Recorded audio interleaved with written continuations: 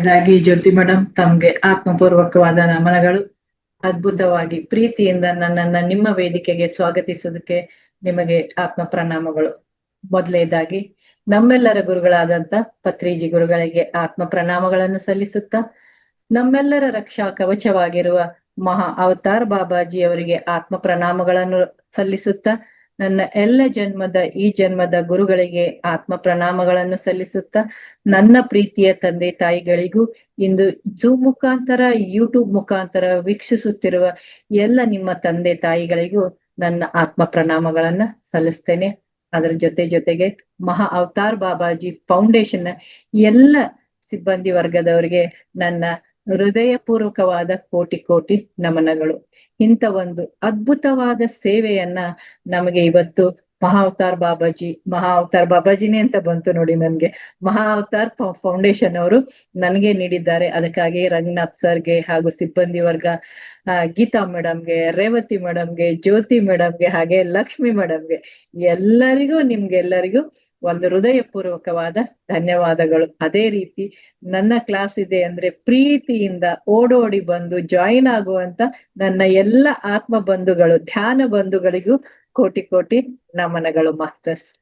So ಈಗೆಲ್ಲರೂ ನಾವು ಒಂದು celebration model ಇದೀವಿ ಅಂತಾನೆ ಹೇಳ್ಬೋದು. ಏನಪ್ಪಾ ಅಂತಂದ್ರೆ ನಿಮ್ಗೆಲ್ರಿಗೂ ಗೊತ್ತು, ಇನ್ನೇನ್ ನಮ್ ದೀಪಾವಳಿ ಬಂದೇ ಬಿಡ್ತು.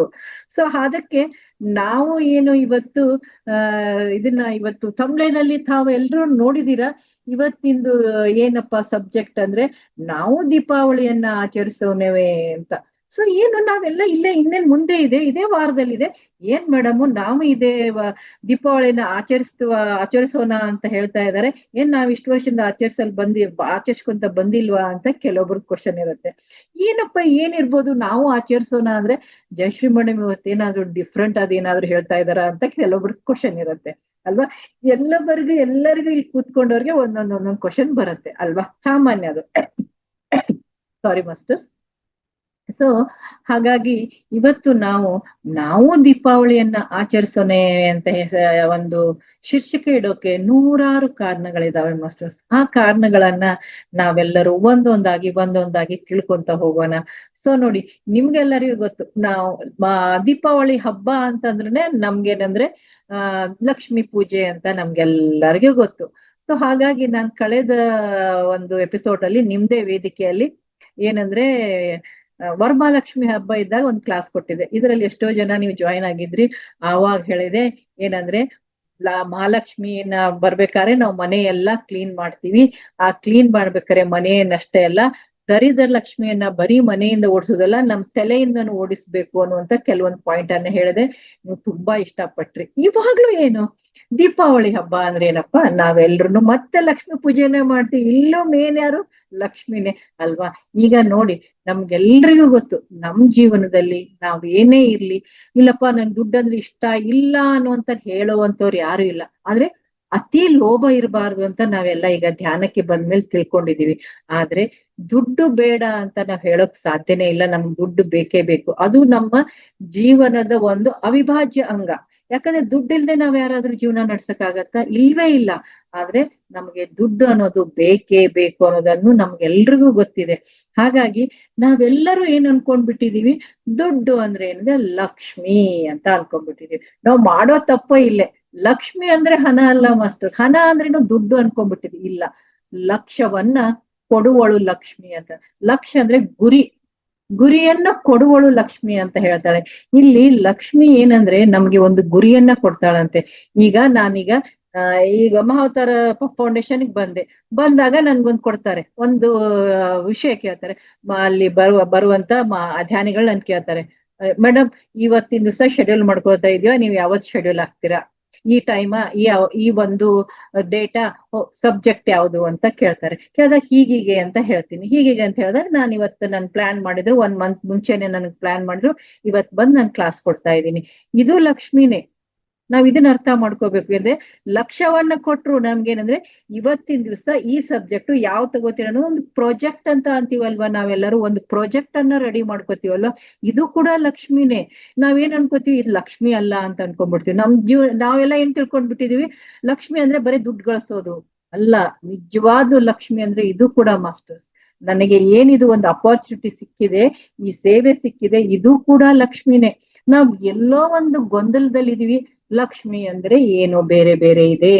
ಲಕ್ಷ್ಮಿ ಅಂದ್ರೆ ಬರೀ ದುಡ್ಡು, ಹಣ ಗಳಿಸೋದೇ ದುಡ್ಡು. ಹಾಗೆ ಇನ್ನೊಂದು ನಮ್ಮೆಲ್ಲರ ಫೇವ್ರೆಟ್ ಸಬ್ಜೆಕ್ಟ್ ಅಂತ ಹೇಳಿದ್ರೆ ಏನಪ್ಪಾ ಅಂದ್ರೆ ಒಡವೆ, ವಸ್ತ್ರ, ಹಾಕೊಳ್ಳೋದು, ಇರೋದು ಅಂದ್ರೇನೆ ಲಕ್ಷ್ಮಿ. ಹೇಗಪ್ಪ ಅಂದ್ರೆ ನಾನ್ ಇವತ್ ಮೈ ತುಂಬಾ ಒಡವೆ ಹಾಕೊಂಡ್ರೆ ಫಳ ಫಳ ಫಳ ಫಳ ಅಂತ ಹೊಳಿತಾ ಇದ್ರೆ ಲಕ್ಷ್ಮಿ ಅಂತ ಅನ್ಕೊಂಡ್ಬಿಡ್ತೀವಿ. ಅದು ಯಾವತ್ತು ವರಮಹಾಲಕ್ಷ್ಮಿ ಹಬ್ಬದ ದಿವಸ, ದೀಪಾವಳಿ ಹಬ್ಬದ ದಿವಸ ಮಾತ್ರ ಮಹಾಲಕ್ಷ್ಮಿ. ಉಳ್ದಿದ್ ದಿವಸ ಏನಂದ್ರೆ ಅದೇ 200 ರೂಪಾಯಿ 300 ರೂಪಾಯಿ ನೈಟಿ ಹಾಕೋದು, ಜೋತಾಡೋದು, ಓಡಾಡೋದು, ಅಡ್ಡಾಡೋದು. ಸೊ ಅವಾಗ ನಾವು ಲಕ್ಷ್ಮಿ ಆದ್ವಾ? ನೋ. ಇದನ್ನ ನಾವು ಅರ್ಥ ಮಾಡ್ಕೊಳ್ಳಲ್ಲ. ಲಕ್ಷ್ಮಿ ಅಂದ್ರೆ ಏನು ನೋಡಿ, ಲಕ್ಷ್ಮಿ ಅಂದ ತಕ್ಷಣ ನಮ್ಗೆ ಒಂದು ಏನು ಒಂದು ಒಂದು ಪಿಕ್ಚರ್ಸ್ ಬರುತ್ತೆ. ಅಂದ್ರೆ ಲಕ್ಷ್ಮಿ ಕಳಶ ತುಂಬಿಡ್ತೀವಿ. ಈಗ ಲಕ್ಷ್ಮಿ ಪೂಜೆಗೆ ನೋಡಿ, ನೀವೆಲ್ರು ಈಗ ಎಲ್ರು ತಯಾರಿ ಮಾಡ್ಕೊಂಡಿದ್ವಿ ಅಲ್ವಾ? ಎಲ್ರು ಶಾಪಿಂಗ್ ಮಾಡಿದೀರಾ? ಮಾಡಿದೀವಿ ಅಂತೀರ. Yes yes sir no master? ಎಲ್ರು ನಿಮ್ ಬೇಕಾದಂತ ಬಟ್ಟೆ ಬರೆಗಳನ್ನ ಎಲ್ಲಾ ತಗೊಂಡಿದ್ದೀರಾ. ನಿಮ್ ಮನೆಗ್ ಬೇಕಾಗುವಂತ ಅಲಂಕಾರ ಸಾಮಾನ್ ತಗೊಂಡಿದ್ದೀರಾ. ನಿಮ್ ಮಕ್ಳಿಗೆ ಬೇಕಾದಂತ ಪೋಷಾಕಗಳನ್ನ ತಗೊಂಡಿದ್ದೀರಾ. ದೀಪ ತಂದಿದ್ದೀರಾ. ಮನೆಗ್ ಮಾಡಕ್ಕೆ ಅಲಂಕಾರ ಮಾಡಕ್ಕೆ ಎಲ್ಲಾ ಮಾಡಿದೀರಾ. ಹಾಗೆ ಲಕ್ಷ್ಮಿ ಪೂಜೆಗೆ ಏನ್ ಮಾಡ್ಬೇಕು ಅಂತ ಎಲ್ಲಾ plan. Thank you Jyoti madam, yes ಅಂತ ಹಾಕಿದ್ದಾರೆ. ಸೊ ನಿಮ್ ಮನೆಗೆ ಲಕ್ಷ್ಮಿ ಪೂಜೆಗೆ ಏನ್ ಮಾಡ್ಬೇಕು ಅನ್ನೋದು ಎಲ್ಲಾ ಪ್ಲಾನ್ ಮಾಡ್ಕೊಂಡಿದ್ದಾರೆ. ಈ ಪ್ಲಾನ್ ಏನು? ಇದು ಲಕ್ಷ್ಮಿನೇ. ಅಂದ್ರೆ ಒಂದು ಪ್ಲಾನ್ ಕೂಡ ಎಕ್ಸಿಕ್ಯೂಟ್ ಆಗೋವರೆಗೂ ನಾವ್ ಏನ್ ಪ್ಲಾನ್ ಮಾಡಿ ಆ ಪೂಜೆ ಏನ್ ಮಾಡ್ತಿಲ್ಲ ಅದು ಲಕ್ಷ್ಮಿನೇ. ನಾವೇನ್ ಅನ್ಕೊಂಡ್ಬಿಟ್ಟಿದೀವಿ, ಇದೆಲ್ಲ ಆಲ್ತು ಪಾಲ್ತು, ನಾವ್ ಪೂಜೆ ಮಾಡಿದಷ್ಟೇ ಲಕ್ಷ್ಮಿ ಅನ್ಕೊಂಡ್ಬಿಟ್ಟಿವಿ. ಇಲ್ಲ, ಏನಂದ್ರೆ ಒಂದು ಪ್ಲಾನ್ ಮಾಡಿ ಅದು ಎಕ್ಸಿಕ್ಯೂಟ್ ಆಗೋವರೆಗೂ ಆ ಗುರಿ ಏನ್ ಕೊಟ್ಟಿದ್ದಾರೆ, ನಮ್ ಗುರಿ ಏನಂದ್ರೆ ಲಕ್ಷ್ಮಿ ಪೂಜೆ ಅನ್ನುವಂಥದ್ದು ನಮ್ ಗುರಿ. ಆ ಗುರಿಯನ್ನ ಕೊಡುವಳು ಲಕ್ಷ್ಮಿ. ಅದಕ್ಕೆ ಏನಂದ್ರೆ ಎಕ್ಸಿಕ್ಯೂಟ್ ಮಾಡ್ತೀವಲ್ವಾ, ನಾವೇನ ದೀಪಾವಳಿ ದಿವಸ ಪೂಜೆ ಮಾಡ್ತೀವಲ್ವಾ, ಅದು ನಿಜವಾದ ಲಕ್ಷ್ಮಿ. ಅಂದ್ರೆ ನಮ್ಮ ಪ್ರೊಸೆಸ್ ಏನಾಗತ್ತಲ್ವಾ ಅಲ್ಲಿವರೆಗೂ ನೋಡಿ. ಈಗ 8 ದಿವಸ ನಮ್ ಸಂಭ್ರಮ ನೋಡೋಂಗಿಲ್ಲ, ಹೆಂಗಳೆಯರ್ ಸಂಭ್ರಮ ನೋಡೋದಿಲ್ಲ ನೋಡಿ. ಈ ಲಕ್ಷ್ಮಿ, ದೀಪಾವಳಿಯ ಲಕ್ಷ್ಮಿಯನ್ನ ನಾವು ಇನ್ನೊಂದು ಡಿಫ್ರೆಂಟ್ ಆಗಿ ನೋಡ್ಬೋದು ಮಾಸ್ಟರ್ಸ್.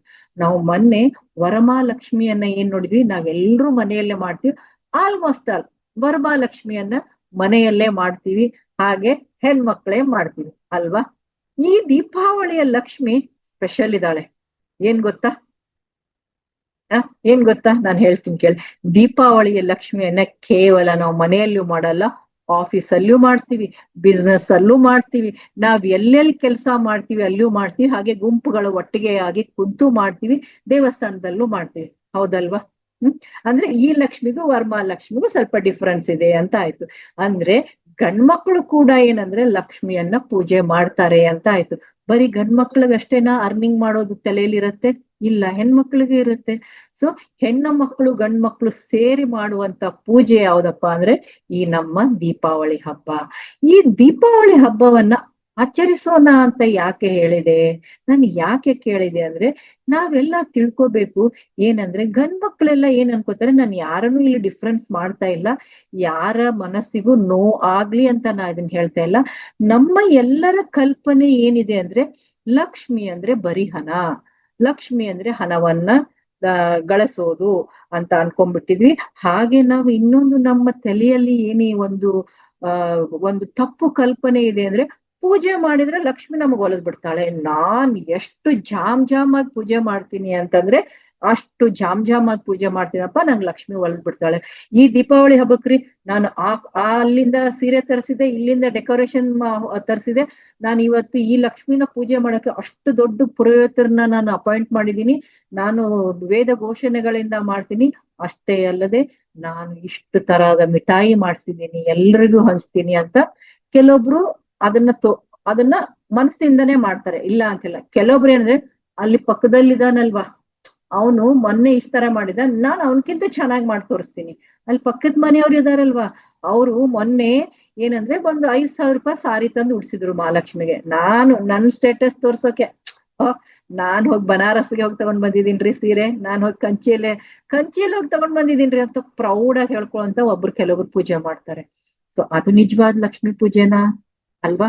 ನಾವೇನು ಅನ್ಕೊಂಡ್ಬಿಟ್ಟು ಇದೇ ಲಕ್ಷ್ಮೀ ಪೂಜೆ ಅಂತ ಅನ್ಕೊಂಡ್ಬಿಟ್ಟಿದೀವಿ. ನಮ್ಗಳಲ್ಲಿ ಎಲ್ಲೋ ಒಂದ್ ಕಡೆ ಏನ್ ತಲೆಯಲ್ಲಿದೆ ಅಂದ್ರೆ ಲಕ್ಷ್ಮಿ ಅಂದ್ರೆ ಏನಂದ್ರೆ ನಾವು ಪೂಜೆ ಮಾಡಿದ್ರೆ ಒಲಿತಾಳೆ, ಭಕ್ತ ನೀನ್ ನನ್ ಪೂಜೆ ಮಾಡಿದ್ಯಪ್ಪ ತಗೋ ನಿನ್ಗೆ ದುಡ್ಡು ಅಂತ ಕೊಡ್ತಾಳೆ ಅಂತ ಅನ್ಕೊಂಡಿದ್ವಿ. ಇದು ಎಷ್ಟು ತಪ್ಪು ಅನ್ನೋದನ್ನ ನಾನು 3 ಭಾಗವಾಗಿ ಇವತ್ತು ನಿಮ್ಗೆ ತಿಳಿಸ್ತೀನಿ. ಯಾಕಂದ್ರೆ ನಾವೆಲ್ಲ ಯಾರು ಭಾರತೀಯರು, ಭಾರತೀಯರಿಗೆ ಒಂದು ಸಂಪ್ರದಾಯ ಇದೆ. ನಮ್ಗೆ ಏನಂದ್ರೆ ನಮ್ಮ ಹಿರಿಯರು ಋಷಿ ಮುನಿಗಳು ಒಂದು ಸಂಪ್ರದಾಯವನ್ನ ಹಾಕಿಕೊಟ್ಟು ಹೋಗಿದ್ದಾರೆ. ಯಾಕಂದ್ರೆ ನಮ್ಮ ಋಷಿ ಮುನಿಗಳಾಯ್ತು, ನಮ್ಮ ಹಿರಿಯರಾಯ್ತು ತುಂಬಾ ಬುದ್ಧಿವಂತರಿದ್ರು.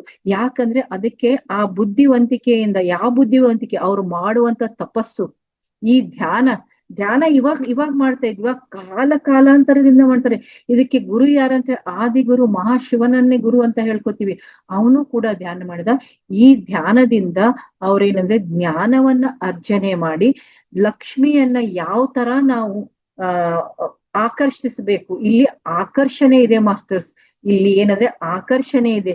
ಇಲ್ಲಿ ಏನಂದ್ರೆ ಫಾಲೋ ಮಾಡುವಂತ ಇಲ್ಲ, ನೀನ್ ಅವ್ಳ ಹಿಂದೆ ಬೀಳು ಅಂತ ಹೇಳಿಲ್ಲ. ಅದಕ್ಕೆ ಅಂದ್ರೆ ಕೆಲವೊಂದು ಬೀಜ ಮಂತ್ರಗಳನ್ನ, ಕೆಲವೊಂದು ಪೂಜಾ ಪದ್ಧತಿಗಳನ್ನ ಮಾಡಿದ್ರು ಮಾಸ್ಟರ್ಸ್. ಅವ್ರಿಗೆಲ್ಲ ಗೊತ್ತಿತ್ತು. ನೋಡಿ, ಈಗ ನನಗೆ ದುಡ್ಡು ಬೇಕು, ಅದಕ್ಕೆ ನಾನು ಲಕ್ಷ್ಮಿಯನ್ನ ಕರಿಬೇಕು. ಅದನ್ನ ಬಿಟ್ಬಿಟ್ಟು ನಾನೇನಾದ್ರು ದುರ್ಗಾ ಮಾತಾ ಬಾ ಬಾ ಅಂತ ಕರೆದೆ, ದುರ್ಗಾ ಮಾತಾ ಬರ್ತಾಳೆ? ಇಲ್ಲ. ಆ ತಾಯಿಗೆ ಅವ್ರದೇ ಆದಂತ ಒಂದು ಸ್ಪೆಷಾಲಿಟಿ ಇದೆ. ದುರ್ಗಾ ಮಾತಾ ದುರ್ಗೆ ಅಂದ್ರೇನೆ ಶಕ್ತಿ ಕೊಡುವವಳು, ಧೈರ್ಯ ಕೊಡುವವಳು ಅಂತ ಇದೆ. ಸೊ ಅದನ್ನ ಬಿಟ್ಟು ನಾವೇನಾದ್ರೂ ದುರ್ಗಾ ಮಾತಾ ಬಾ ಅಂದ್ರೆ ಬರಲ್ಲ. ಹಾಗೆ ಲಕ್ಷ್ಮಿಯ ಗಿಫ್ಟ್ ಏನಂದ್ರೆ ಲಕ್ಷ್ಮಿದೇ ಆದಂತ ಕೆಲವೊಂದು ಏನಂದ್ರೆ ಅವಳದು ಒಂದು ಕ್ಯಾರೆಕ್ಟರ್ ಇದೆ. ಸೊ ಹಾಗಾಗಿ ಹೇಗೆ ನಾವು ಒಂದು ಆಫೀಸಲ್ಲಿ ನಾವು ಕೆಲಸ ಮಾಡಕ್ ಹೋದ್ರೆ ಹೇಗೆ ನಮ್ಮ ಒಂದು ಕ್ಯಾರೆಕ್ಟರ್ ನೋಡಿ ನಮ್ಗೆ ಒಂದು ಡೆಸಿಗ್ನೇಷನ್ ಕೊಡ್ತಾರೆ. ಎಲ್ರು ಮ್ಯಾನೇಜರ್ ಪೋಸ್ಟ್ ಅಲ್ಲೇ ಕುತ್ಕೋತೀವ? ಇಲ್ಲ. ಎಲ್ರು ನಾವು ಪ್ಯೂನ್ ಪೋಸ್ಟ್ ಅಲ್ಲೇ ಕುತ್ಕೋತೀವ? ಇಲ್ಲ. ಎಲ್ರು ನಾವು ಅಲ್ಲಿ ಕ್ಲೀನಿಂಗ್ ಡಿಪಾರ್ಟ್ಮೆಂಟ್ ಅಲ್ಲೇ ಹೋಗ್ತಿಲ್ಲ? ಇಲ್ಲ. ನಮ್ಮ ಅರ್ಹತೆಗೆ ತಕ್ಕಂತೆ ನಮಗೆ ಒಂದು ಡೆಸಿಗ್ನೇಷನ್ ಕೊಡ್ತಾರಲ್ವಾ? ಹಾಗೇನೆ ಮಹಾಲಕ್ಷ್ಮಿದ ಡೆಸಿಗ್ನೇಷನ್ ಏನಂದ್ರೆ ದುಡ್ಡು, ಹಣ. ಯಾವಾಗ ಆ ಮಹಾಲಕ್ಷ್ಮಿ ಹಣ ಕೊಡ್ತಾಳೆ ಅಂದ್ರೆ ಆ ಮಹಾಲಕ್ಷ್ಮಿನು ಏನಂದ್ರೆ ನಾವು ನೋಡ್ತಾಳೆ. ಹಾಗೆ ಎಲ್ರಿಗೂ ಹಣ ಕೊಡ್ತಾಳ ತಾಯಿ? ಇಲ್ಲ. ಹಾಗಾದ್ರೆ ಹಣವನ್ನ ಕೊಟ್ಟಾಗ ಹಣವನ್ನು ಕೊಡುವಂತ ತಾಯಿಗೆ ಹಣವನ್ನು ಕೊಡುವುದು ಗೊತ್ತು. ಹಾಗೆ ಹಣವನ್ನ ಹೇಗೆ ವಾಪಸ್ ತಗೊಳ್ಳೋದು ಅನ್ನೋದನ್ನ ಗೊತ್ತು ಅನ್ನೋದನ್ನ ನಾವಿಲ್ಲಿ ನೆನಪಿಟ್ಕೊಳ್ಳೋಕೆನೆ ನಾನು ಈ ಒಂದು ಥಂಬ್ನೇಲ್ ಅಲ್ಲಿ ಒಂದು ಟ್ವಿಸ್ಟ್ ಇಟ್ಟಿದ್ದೀನಿ. ನಾವು ದೀಪಾವಳಿ ಹಬ್ಬವನ್ನ ಆಚರಿಸೋಣ ಅಂತ ಕೇಳಿದೀನಿ.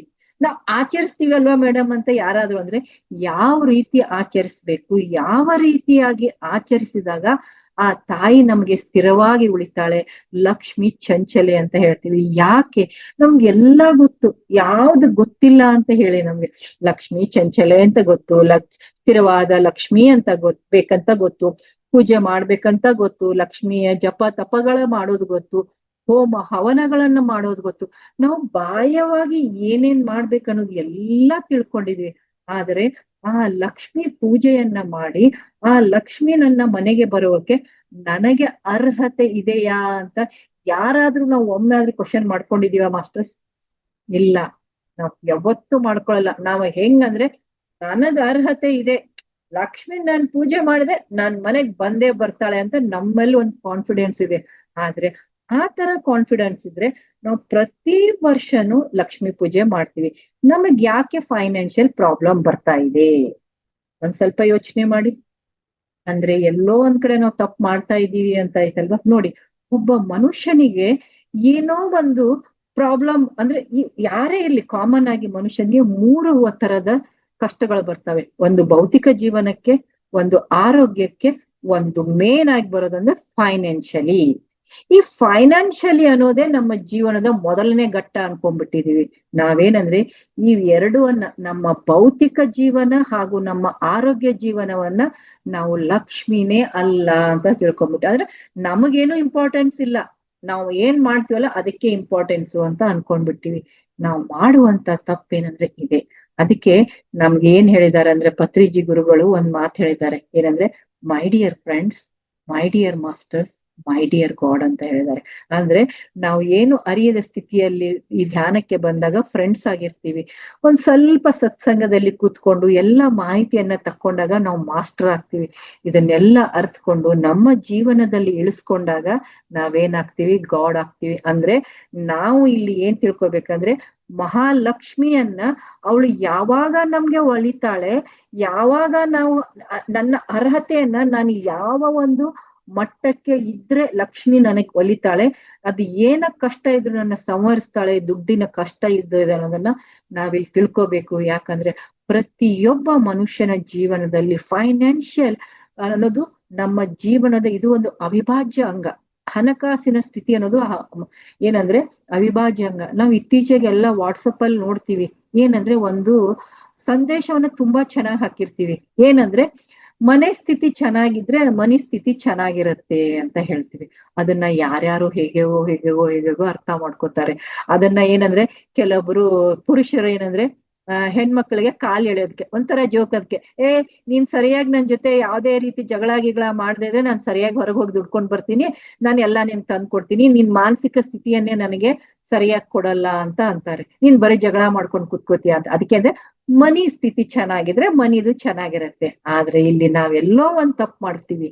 ಏನಂದ್ರೆ ಪ್ರತಿಯೊಬ್ರು ಇವತ್ತು ಹೆಣ್ಣೆ ಆಗ್ಲಿ ಗಂಡೆ ಆಗ್ಲಿ ನಾವೇನಂದ್ರೆ ನಾನೇನು ತಪ್ಪು ಮಾಡಲ್ಲ, ಎಲ್ಲಾ ತಪ್ಪು ಮಾಡೋರ್ ಎದುರುಗಡೆಯವರೇ, ನಾನೇನು ತಪ್ಪು ಮಾಡಿಲ್ಲ. ಹೆಂಡತಿ ಆದವಳು ಗಂಡನ್ಗೆ, ಗಂಡ ಆದವಳು ಹೆಂಡತಿಗೆ, ಇಲ್ಲ ಗಂಡ ಹೆಂಡತಿ ಕೂಡಿ ಮಕ್ಕಳಿಗೆ, ಇಲ್ಲ ಅಪ್ಪ ಅಮ್ಮ ಸೇರಿ ಮಕ್ಕಳಿಗೆ, ಇಲ್ಲ ಅಕ್ಕದ ಮನೆಯವ್ರಿಗೆ ಪಕ್ಕದ ಮನೆಯವ್ರಿಗೆ, ಫ್ರೆಂಡ್ಸ್ಗೆ, ರಿಲೇಟಿವ್ಸ್ಗೆ, ಇವ್ರಿಗೆ ಬ್ಲೇಮ್ ಹಾಕ್ತಿವಿ. ಕೊನೆಗೆ ನಾವು ಎಲ್ಲಿವರೆಗೂ ಹಾಕ್ತಿವಿ ಅಂದ್ರೆ ಭಗವಂತನು ಬಿಡಲ್ಲ.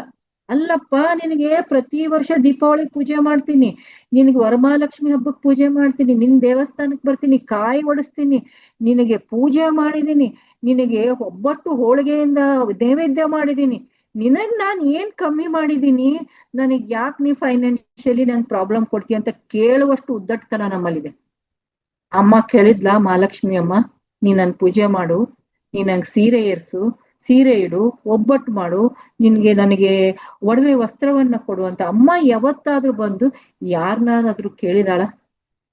ಕೊಡೋಳೆ ಅವಳು, ಅವಳಿಗೇನ್ ಕೊರತೆ ಇದೆ ನಾನು ಕೊಡ್ಲೇ ಇಲ್ಲ ಅಂದ್ರೆ ಅಮ್ಮಗೇನಾದ್ರೂ ಸೀರೆ ಸಿಗಲ್ವಾ, ಒಡವೆ ಸಿಗಲ್ವಾ?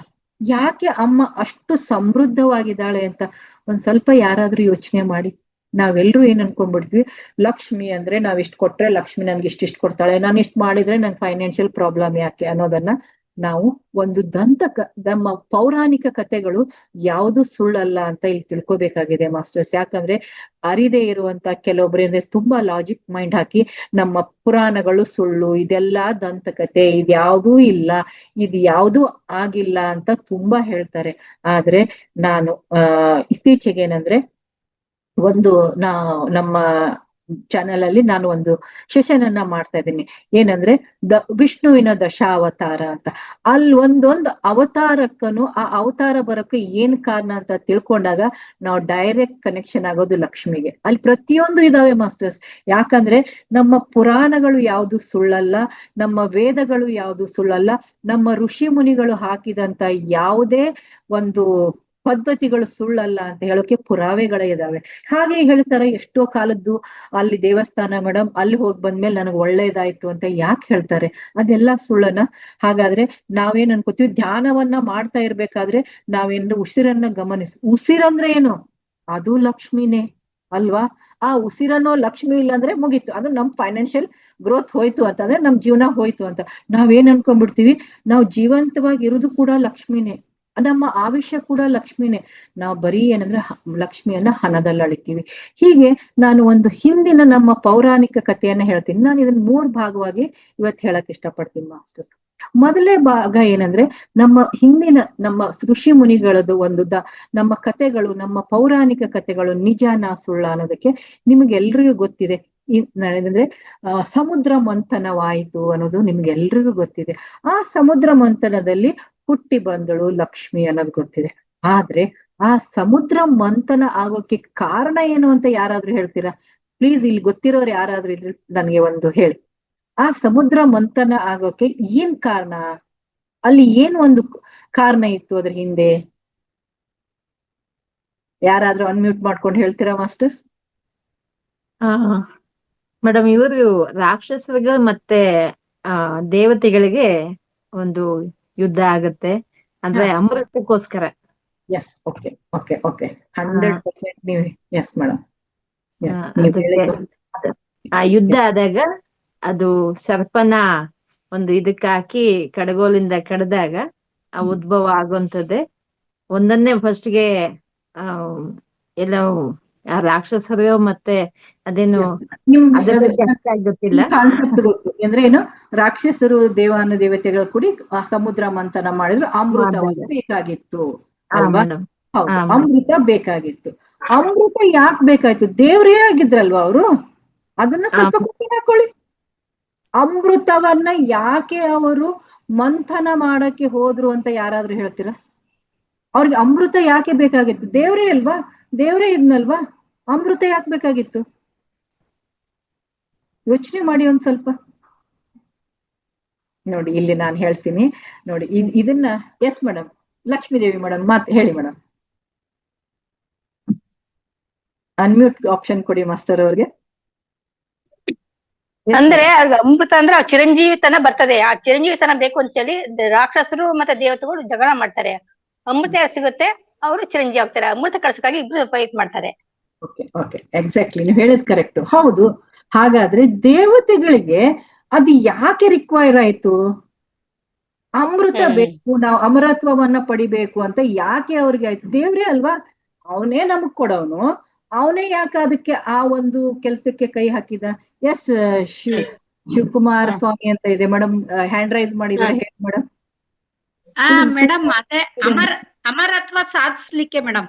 ಎಸ್, ಓಕೆ, ಎಸ್, ನಿಮ್ದು ಅದೇ ಮೆಸೇಜ್ ಮಾಡಿದೆ. ಎಸ್ ಎಸ್, ಸಾರಿ, ನಾನು ನೋಡ್ಲಿಲ್ಲ. ಏನಂದ್ರೆ ಅಮರತ್ವವನ್ನ ಸಾಧಿಸೋಕೆ ಅಂತ ನಿಮ್ಗೆಲ್ರಿಗೂ ಗೊತ್ತಿದೆ ಅಲ್ವಾ? ಸೊ ಈ ಅಮರತ್ವ ನೋಡಿ, ಈಗ ದೇವಾನು ದೇವತೆಗಳು ನಾವೇ ಅವ್ರ ಹತ್ರ ಕೇಳ್ತೀವಿ, ಅವ್ರಿಗೆ ಯಾಕಪ್ಪ ಅಮರತ್ವ ಬೇಕಾಯ್ತು? ಸ್ವಲ್ಪ ಅದ್ರ ಹಿಂದೆ ಹೋಗೋಣ. ಇಲ್ಲಿ ನಾವು ಯೋಚನೆ ಮಾಡೋದಿತ್ತು, ದೇವ್ರೇ ನೀನೇ ಅಲ್ಲ, ನಿನಗೆ ಇಲ್ಲ, ನೀನ್ ಅಜರ ಅಮರ ಅಂತ ಹೇಳ್ತೀವಿ. ಆದ್ರೆ ನಿನಗ್ ಯಾಕೆ ಅಂತ ರಿಕ್ವೈರ್ಮೆಂಟ್ ಬಂತು ಅಂತಂದ್ರೆ ನೋಡಿ, ಇಲ್ಲಿದೆ ಪಾಯಿಂಟ್. ಏನಂದ್ರೆ ಎಲ್ಲವನ್ನ ನಾವೇನ್ ಮಾಡ್ತೀವಿ ಅಂದ್ರೆ, ಜೀವನದಲ್ಲಿ ನಾವು ಮಾಡುವಂತ ತಪ್ಪೇನಂದ್ರೆ, ಇಲ್ಲಿ ತಿಳ್ಕೊಬೇಕಾಗಿರೋದು ನಾವೇನಂದ್ರೆ, ಈ ಸಮುದ್ರ ಮಂಥನದಿಂದ ನಾವೇನ್ ತಿಳ್ಕೊಬೇಕಂದ್ರೆ, ಅಲ್ಲಿ ದೇವಾನು ದೇವತೆಗಳಾದಂತ ಇಂದ್ರ ಒಂದು ಪದವಿಯಲ್ಲಿ ಕುಂತ. ಇಂದ್ರ ಅಂದ್ರೆ ಎಲ್ಲ ಐಶ್ವರ್ಯವಂತ, ಅವನ ಎಲ್ಲವನ್ನ ಕಂಟ್ರೋಲ್ ಅಲ್ಲಿ ಅಧಿಕಾರ ಇತ್ತು, ಎಲ್ಲ ಇತ್ತು ಅವನ ಹತ್ರ, ಸ್ವರ್ಗವೇ ಅವನ ಕೈಯಲ್ಲಿತ್ತು, ಅವನ್ ಮುಂದೆ ಎಲ್ಲ ಇತ್ತು. ಯಾಕಂದ್ರೆ ಅವನು ಆ ಅರ್ಹತೆಯನ್ನ ಪಡ್ಕೊಂಡಿದ್ದ, ಎಲ್ಲವನ್ನ ಕಂಟ್ರೋಲ್ ಮಾಡುವಂತ ಅರ್ಹತೆಯನ್ನ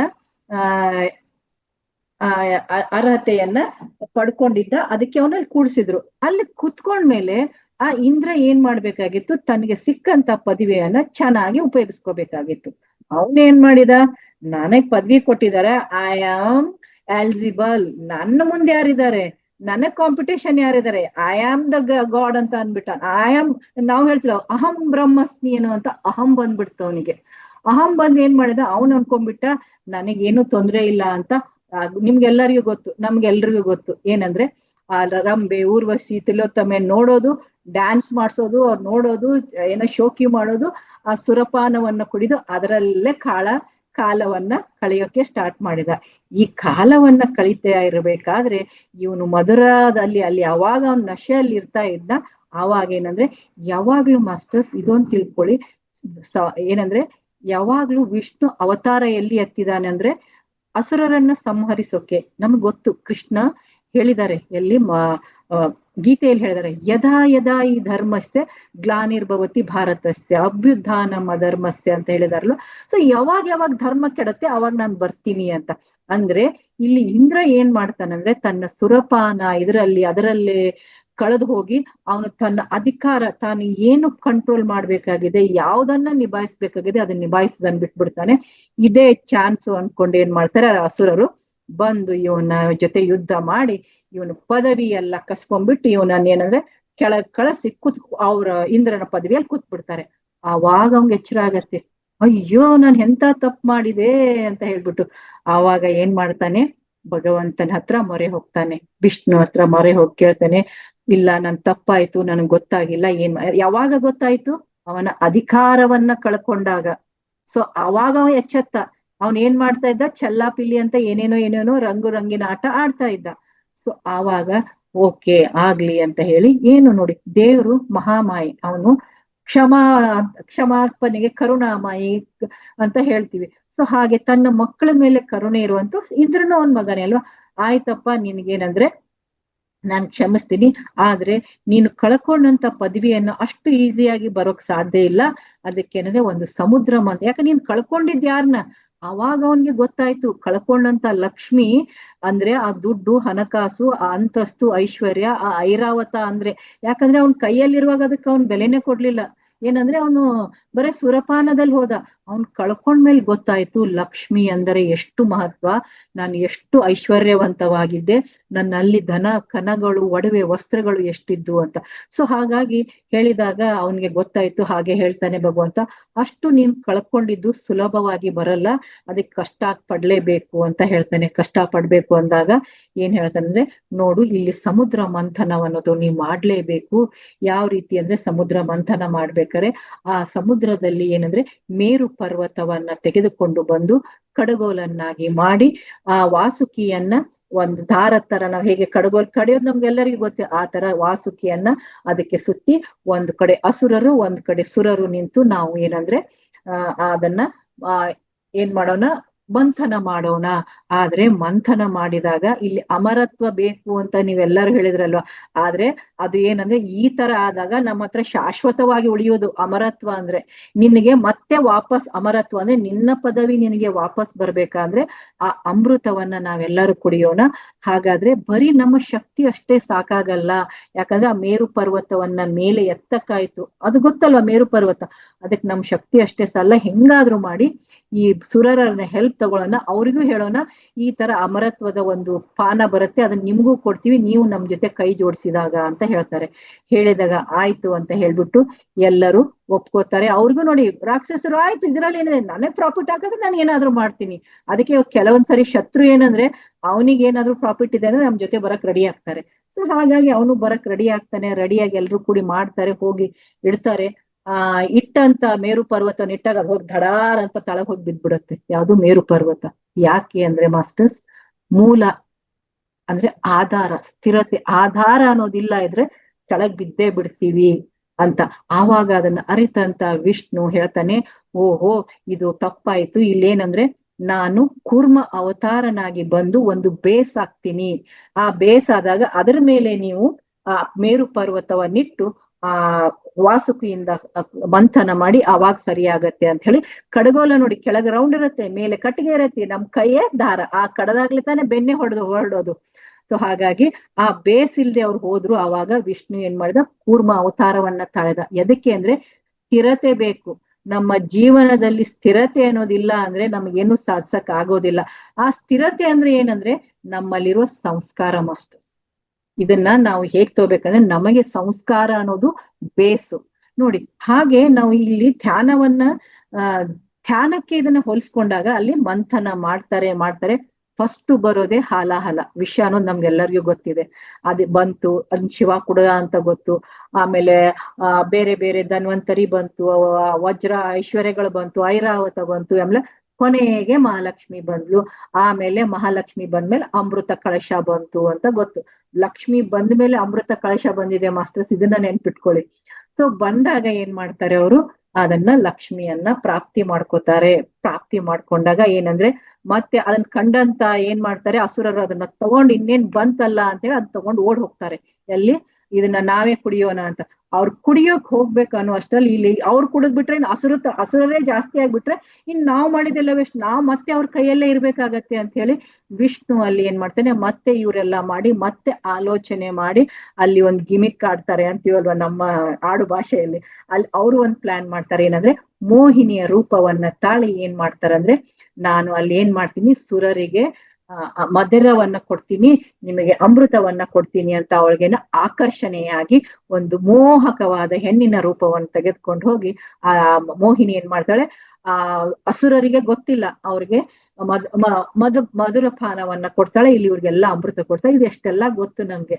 ಆದ್ರೆ ಇಲ್ಲಿ ತಿಳ್ಕೊಳ್ಳಿ ಮಾಸ್ಟರ್ಸ್, ಯಾವಾಗ ಮನುಷ್ಯನು ನಾವು ಆದಂತವ್ರು ಯಾವುದೋ ಒಂದು ಆಕರ್ಷಣೆಗೆ ಬಿದ್ದು ಏನಂದ್ರೆ ನಮ್ಮ ಜೀವನವನ್ನು ಕೆಡಿಸ್ಕೊಂಡಿವಿ ಅನ್ನೋದಂತ ಇಲ್ಲಿ ತಿಳ್ಕೊಬೇಕು. ಫೈನಾನ್ಷಿಯಲ್ ಬ್ಲಾಕೇಜ್ ಬರಕ್ಕೆ ನಾವೇನ್ ತಪ್ಪು ಮಾಡಿದೀವಿ ಅಂತ ಇಲ್ಲಿ ತಿಳ್ಕೊಬೇಕು. ಹಾಗೆ ಇನ್ನೊಂದು ಪಾಯಿಂಟ್ ಇಲ್ಲಿ ಹೇಳಕ್ ಇಷ್ಟಪಡ್ತೀನಿ. ನಾವೆಲ್ಲ ಇಲ್ಲಿ ಧ್ಯಾನಿಗಳಾಗಿದ್ದೀವಿ. ಧ್ಯಾನಿಗಳಂದ್ರೆ ನಾವು ಧ್ಯಾನವನ್ನ ಏನ್ ಮಾಡ್ತಾ ಇದೀವಿ ಅಂದ್ರೆ ಈಡ ಇಂಗಳ ನಾಡಿ ಅಂತ ಗೊತ್ತು, ಶಿವಶಕ್ತಿ ಅಂತ ಹೇಳ್ತೀವಿ. ಆನಾಪಾನ ಸತಿ ಧ್ಯಾನ ಅಂತ ಹೇಳಿ, ಈ ಆನಾಪಾನ ಸತಿ ಧ್ಯಾನ ಈಡಾ ಪಿಂಗಳ ನಾಡಿಯನ್ನ ನಾವು ಪ್ರತಿನಿತ್ಯ ಮಂಥನ ಮಾಡ್ತಾ ಇದೀವಿ. ಪ್ರತಿನಿತ್ಯ ಧ್ಯಾನ ಪ್ರತಿನಿತ್ಯ ಮಂಥನ ಮಾಡಿದಾಗ ಮೊದ್ಲಿಗೆ ನೋಡಿ, ನೀವೆಲ್ಲರೂ ನಮ್ಮ ಎಕ್ಸ್ಪೀರಿಯನ್ಸ್, ಮೇಡಮ್ ನಾನು ತುಂಬಾ ಕೋಪ ಮಾಡ್ಕೋತಿದ್ದೆ, ಇವಾಗ ಶಾಂತ ಆಗಿದ್ದೀನಿ ಮೇಡಮ್. ನಾನು ಮುಂಚೆ ಎಲ್ಲರಿಗೂ ಅದೇನಂದ್ರೆ ಫಸ್ಟ್ ಹೇಗೆ ಆ ಮಂಥನ ಮಾಡ್ತೀವಿ ನಾವು ಪ್ರತಿನಿತ್ಯ ಧ್ಯಾನ ಮಾಡೋದ್ರಿಂದ ನಮ್ಮನ್ನ ನಾವು ಮಂಥನ ಮಾಡ್ಕೋತಾ ಇದ್ದೀವಿ.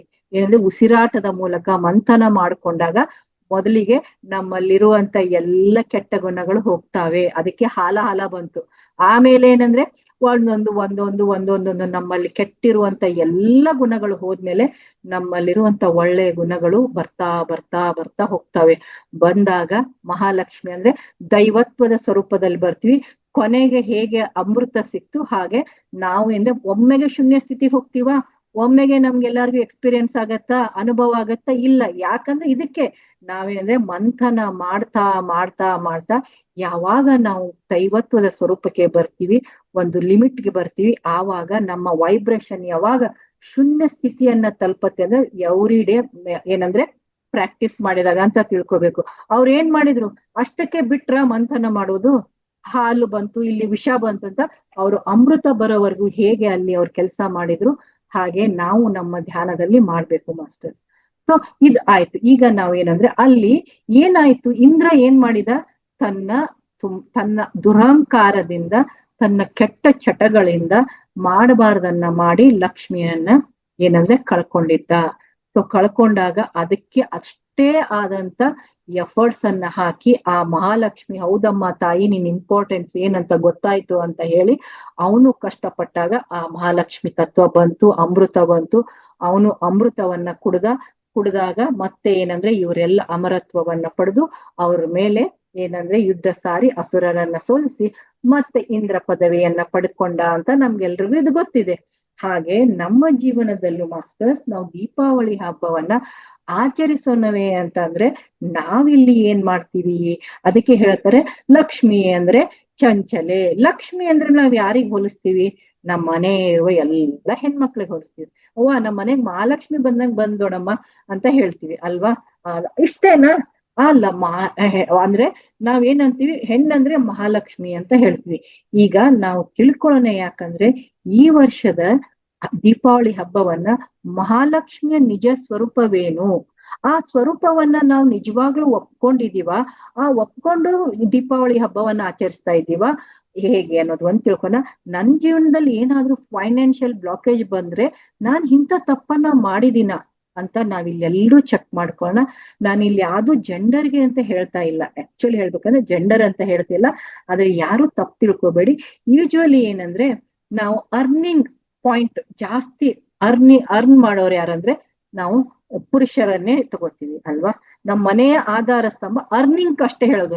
ನಾನು ಹೇಳೋದು ಅರ್ನ್ ಮಾಡೋದು ಯಾರಪ್ಪ? ನಮ್ಮ ಮನೆಗೆ ಸಂಬಳ ತರೋದು, ನಮ್ಮ ಮನೆಗೆ ದುಡ್ಡು ತರೋದು ಅಂದ್ರೆ ಆಲ್ಮೋಸ್ಟ್ ಒಂದು 80% ಅಂದ್ರೂ ಪರವಾಗಿಲ್ಲ ಗಂಡಸರೇ ಇರ್ತಾರೆ.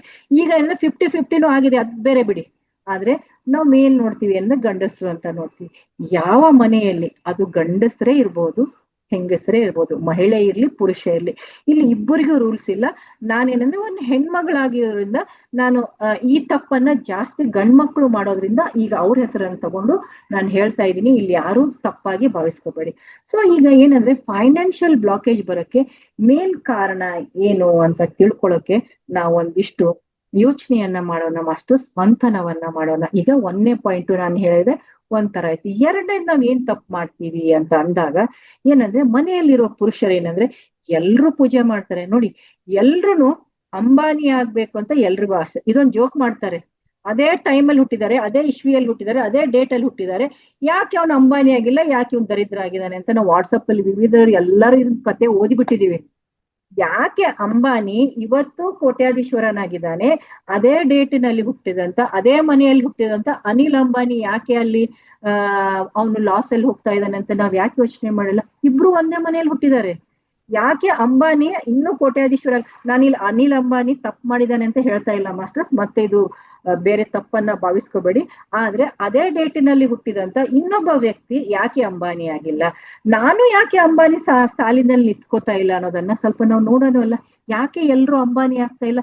ಎಲ್ಲಾದ್ರೂ ಅಂಬಾನಿ ಅಂತ ಯೋಚನೆ ಮಾಡಿದಾಗ ಅವ್ರು ಎಲ್ಲಾರು ಫೈನಾನ್ಷಿಯಲಿ ಬ್ಲಾಕೇಜ್ ಇದೆ ಅಂತ ಕಾಣಿಸಿದೆನಾ ನಮ್ಗೆ? ನೋಡಿ, ನಾವ್ ಎಷ್ಟು ವರ್ಷದಿಂದ ನೋಡ್ತೀವಿ ಅವ್ರು ಉನ್ನತವಾಗಿ ಹೋಗ್ತಾ ಇದ್ದಾರೆ, ಎಲ್ಲೂ ಕೆಳಗಿಳಿತಿಲ್ಲ. ಯಾಕೆ ಅಂತ ನಾವ್ ಯಾವತ್ತಾದ್ರೂ ಯೋಚನೆ ಮಾಡಿದೀವ? ನಮ್ಮ ಮನೆಯಲ್ಲಿರೋ ಎಲ್ಲ ಪುರುಷರು ಅವ್ರು ಜಾಬೇ ಮಾಡ್ತಾ ಇರ್ಲಿ, ಬಿಸ್ನೆಸ್ಸೇ ಮಾಡ್ತಾ ಇರ್ಲಿ, ನನಗ್ ಯಾಕೆ ಅಂಬಾನಿ ತರ ನಾನ್ ಗಳಿಸ್ತಾ ಇಲ್ಲ ಅಂತಾರೆ. ಹಾಗೆ ಅವ್ರ ಮನೆಯಲ್ಲಿರುವಂತ ಬೇರೆ ಬೇರೆ ಸಂಬಂಧದಲ್ಲಿ ಅವನ್ ತರ ನನ್ಗೆ ಯಾಕೆ ದುಡ್ಡು ಬರ್ತಾ ಇಲ್ಲ, ನಮ್ಮಲ್ಲಿ ಯಾಕೆ ಆತ ನಾನು ಅಷ್ಟೇ ಕಷ್ಟ ಪಡ್ತಾ ಇದ್ದೀನಿ, ನನಗ್ ಯಾಕೆ ದುಡ್ಡು ಬರ್ತಾ ಇಲ್ಲ ಅಂತ ಅನ್ಕೋತಾ ಇರ್ತಾರೆ. ಅಂತ ಅನ್ಕೊಳ್ಳೋರ್ಗೆ ಕೆಲವೊಂದು ಏನಂದ್ರೆ, ನಾನು ಇದು ಎಲ್ಲರಿಗೂ ಈ ಸಮಾಜಕ್ಕೆ ಪ್ರತಿಯೊಬ್ಬರಿಗೂ ಅಪ್ಲೈ ಆಗುವಂತ ಒಂದು ಉತ್ತರ ಏನಂದ್ರೆ, ಎಲ್ಲಿ ನಮ್ಗೆಲ್ಲರಿಗೂ ಗೊತ್ತು ನಾರಿಯನ್ನ ಪೂಜಿಸುವುದಿಲ್ಲೋ ಅಲ್ಲಿ ಮಹಾಲಕ್ಷ್ಮಿ ನಿಲ್ಲೋದಿಲ್ಲ. ನಾವೇನಂದ್ರೆ ಹಿಂದೂಗಳಲ್ಲಿ ಎಷ್ಟಂದ್ರೆ ತುಂಬಾ ಅಯ್ಯೋ ನಾರಿ ಅಂದ್ರೆ ದುರ್ಗಾ, ನಾರಿ ಅಂದ್ರೆ ಲಕ್ಷ್ಮಿ, ನಾರಿ ಅಂದ್ರೆ ಲಕ್ಷ್ಮಿ, ಹಾಗೆ ಲಾರಿ ಅಂದ್ರೆ ಸರಸ್ವತಿ ಅಂತ ನಾವೆಲ್ಲರೂ ಬಾಯಿ ತುಂಬಾ ಹೇಳ್ತೀವಿ. ಹೆಣ್ಮಕ್ಳು ಹೇಳ್ತಾರೆ, ಗಂಡ್ಮಕ್ಳು ಹೇಳ್ತಾರೆ. ಆದ್ರೆ ಅದೇ ನಾರಿಯನ್ನ ನಿಮ್ಮ ಸಂಸಾರದಲ್ಲಿ, ನಿಮ್ಮ ಕುಟುಂಬದಲ್ಲಿ ಯಾವ ರೀತಿಯಾಗಿ ಅವ್ರ ಜೊತೆ ವರ್ತನೆ ಮಾಡ್ತಾ ಇದ್ದೀರಾ ಅಂತ ಯಾರಾದ್ರೂ ಯೋಚನೆ ಮಾಡಿದೀವ? ಇಲ್ಲ, ನಾವ್ ಯೋಚನೆನೇ ಮಾಡೋದಿಲ್ಲ. ಅದಕ್ಕೆ ಇದು ಒಂದು ಮುಖ್ಯವಾಗಿ ನಮ್ಮ ಜೀವನದಲ್ಲಿ ಫೈನಾನ್ಷಿಯಲ್ ಬ್ಲಾಕೇಜ್ ಬರೋಕೆ ನಾವೆಲ್ಲರೂ ಚೆಕ್ ಮಾಡ್ಕೋಣ. ಇಲ್ಲಿ ಗಂಡ್ಮಕ್ಳು ಹೆಣ್ಮಕ್ಳು ಅಂತ ಏನೂ ಇಲ್ಲ, ನಾವೆಲ್ಲರೂ ಸೇರಿ ಚೆಕ್ ಮಾಡ್ಕೋಣ. ಈ ತಪ್ಪನ್ನ ನಾನ್ ಮಾಡಿದೀನಾ? ಹಾಗಾದ್ರೆ ಈ ತಪ್ಪನ್ನ ಮಾಡಿದ್ರೆ ಈ ತಪ್ಪಿಂದ ಓವರ್ಕಮ್ ಆಗಿ ಈ ವರ್ಷ ನಾನು ಈ ತರ ದೀಪಾವಳಿಯನ್ನ ಆಚರಿಸೋಣ, ಈ ತಪ್ಪನ್ನ ಸರಿದೂಗೋಣ ಅಂತ ತಿಳ್ಕೊಳಕ್ಕೆ ನಾನು ದೀಪಾವಳಿಯನ್ನ ಆಚರಿಸೋಣ ಅಂತ ಇಟ್ಟಿದ್ದೇನೆ ಮಾಸ್ಟರ್ಸ್. ನೋಡಿ, ಪ್ರತಿಯೊಬ್ಬ ಒಂದು ಕುಟುಂಬವನ್ನ ತೆಗೆದುಕೊಳ್ಳೋಣ.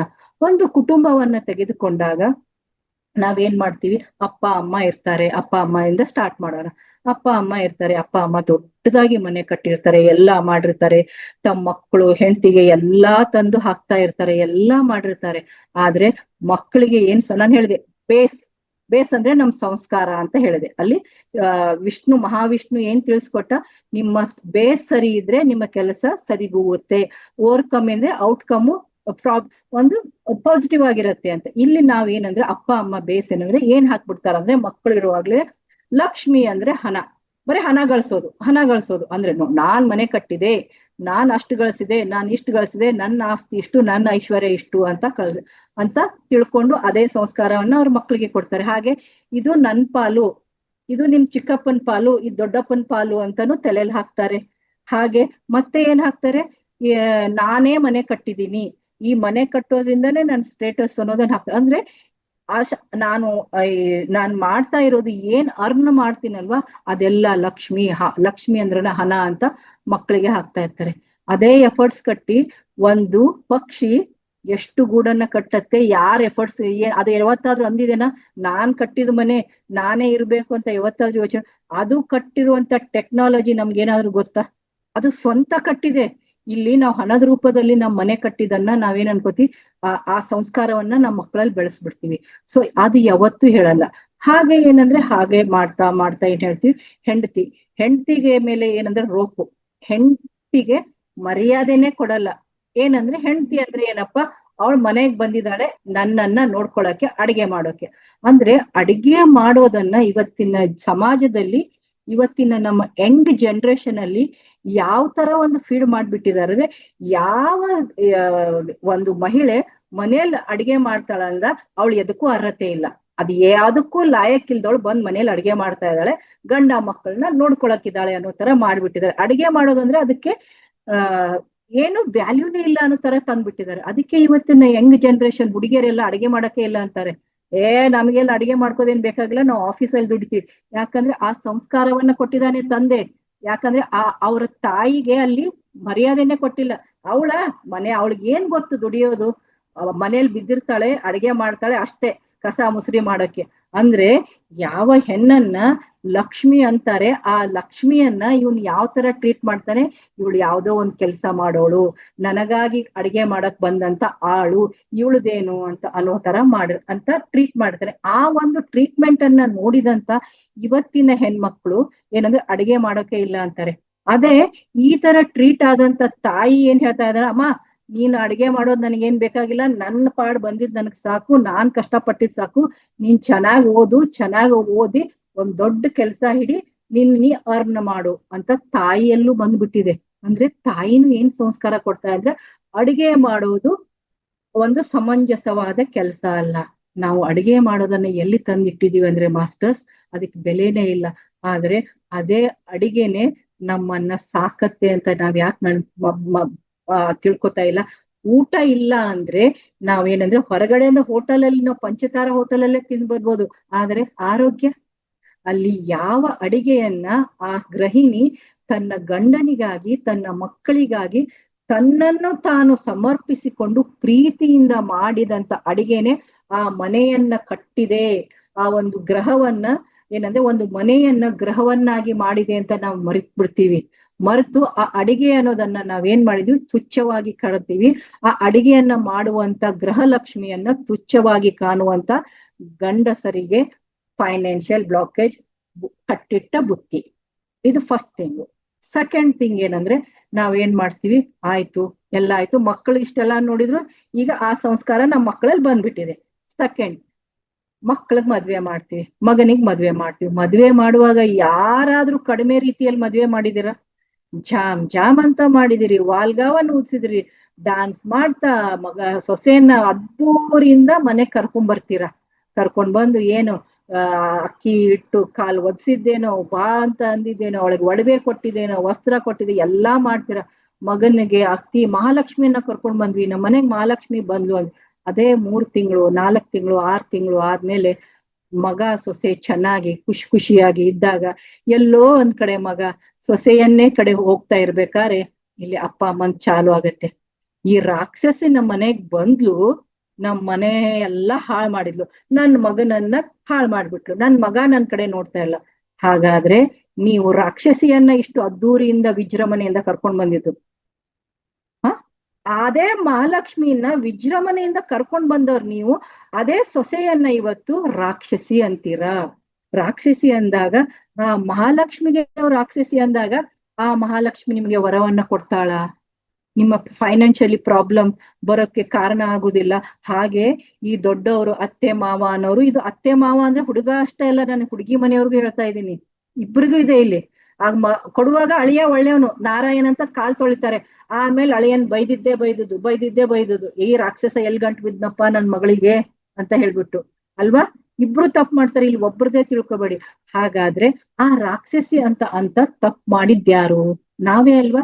ಅಂದ್ರೆ ನಾನೇನ್ ಹೇಳಿದೆ, ನಾರಿಯನ್ನ ಎಲ್ಲಿ ಪೂಜೆ ಮಾಡಲ್ವ, ಯಾವ ನಾರಿಯನ್ನ ತುಚ್ಛವಾಗಿ ನೋಡ್ತಾರ ಆ ಮನೆಯಲ್ಲಿ ನಾನ್ ನಿಲ್ಲಲ್ಲ ಅಂತ ಹೇಳ್ತಾಳೆ ಅಂತೆ ಮಹಾಲಕ್ಷ್ಮಿ.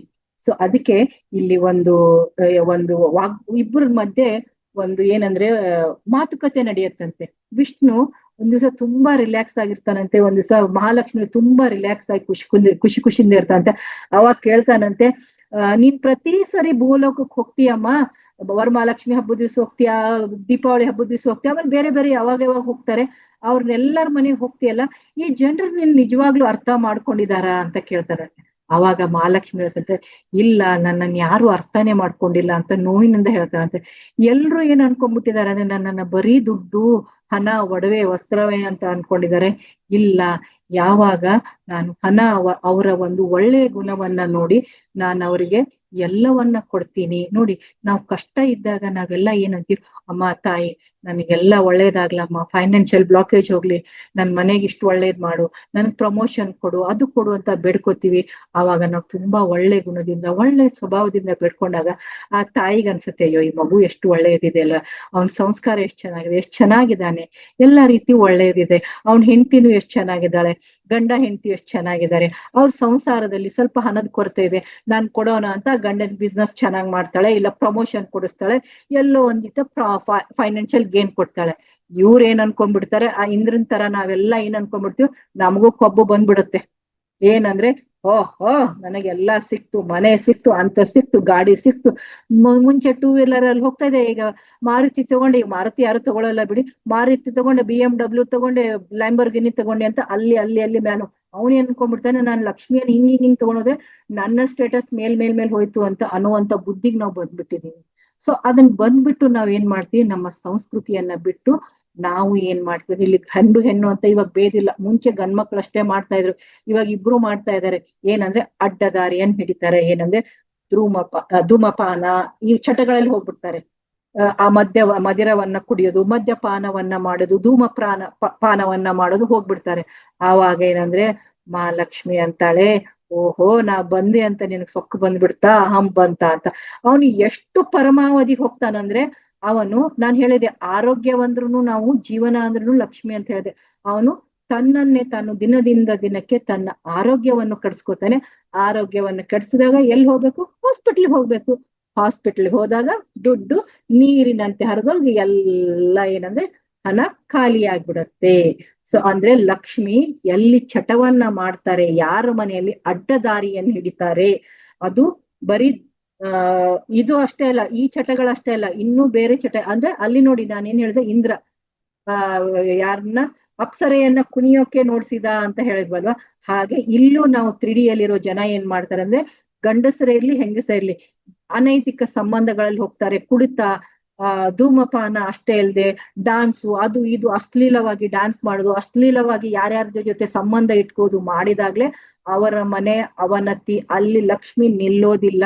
ಅದಕ್ಕೆ ಲಕ್ಷ್ಮಿ ಹೇಳ್ತಾಳೆ, ನಾನು ಯಾವಾಗ ಯಾರಿಗೆ ಫೈನಾನ್ಷಿಯಲಿ ಬ್ಲೆಸ್ ಮಾಡ್ತೀನಿ, ಆವಾಗ ಬರೀ ನಾನು ದುಡ್ಡನ್ನ ಅಷ್ಟೇ ಕೊಡಲ್ಲ, ಅವ್ರಿಗೆ ಧೈರ್ಯವನ್ನ ಕೊಡ್ತೀನಿ, ಆರೋಗ್ಯವನ್ನ ಕೊಡ್ತೀನಿ, ಸದಾಚಾರವನ್ನ ಕೊಡ್ತೀನಿ, ಸಂತೋಷವನ್ನು ಕೊಟ್ಟಿರ್ತೀನಿ.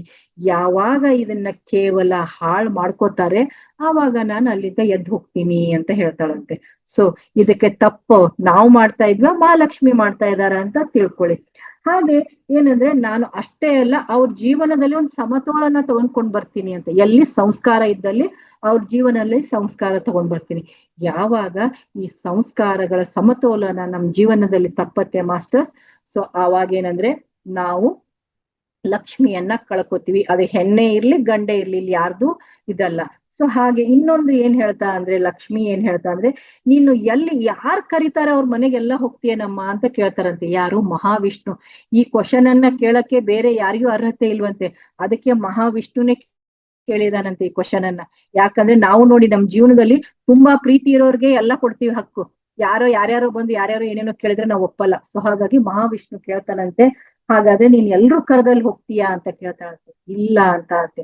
ಎಲ್ಲಿ ಶುದ್ಧಿ ಇದೆಯೋ, ಎಲ್ಲಿ ಪವಿತ್ರತೆ ಇದೆಯೋ, ಯಾರ ಭಾವನೆ ಶುದ್ಧಿ ಇದೆಯೋ ಅಲ್ಲಿ ಮಾತ್ರ ನಾನು ಹೋಗ್ತೀನಿ. ಅದಕ್ಕೆ ನಾವ್ ಏನ್ ಮಾಡ್ತೀವಿ, ಈ ಶುದ್ಧತೆಯನ್ನ ಕಾಪಾಡ್ಕೊಳಕ್ಕೆ ಏನಂದ್ರೆ, ದುರ್ಗಾ ಅಮ್ಮ ನವರಾತ್ರಿಯಲ್ಲಿ ಒಂದ್ ಸ್ವಲ್ಪ ಹಾಗೆ ಹೀಗೆ ಇದ್ರು ನಡೆಯತ್ತಂತೆ ಮನೆ.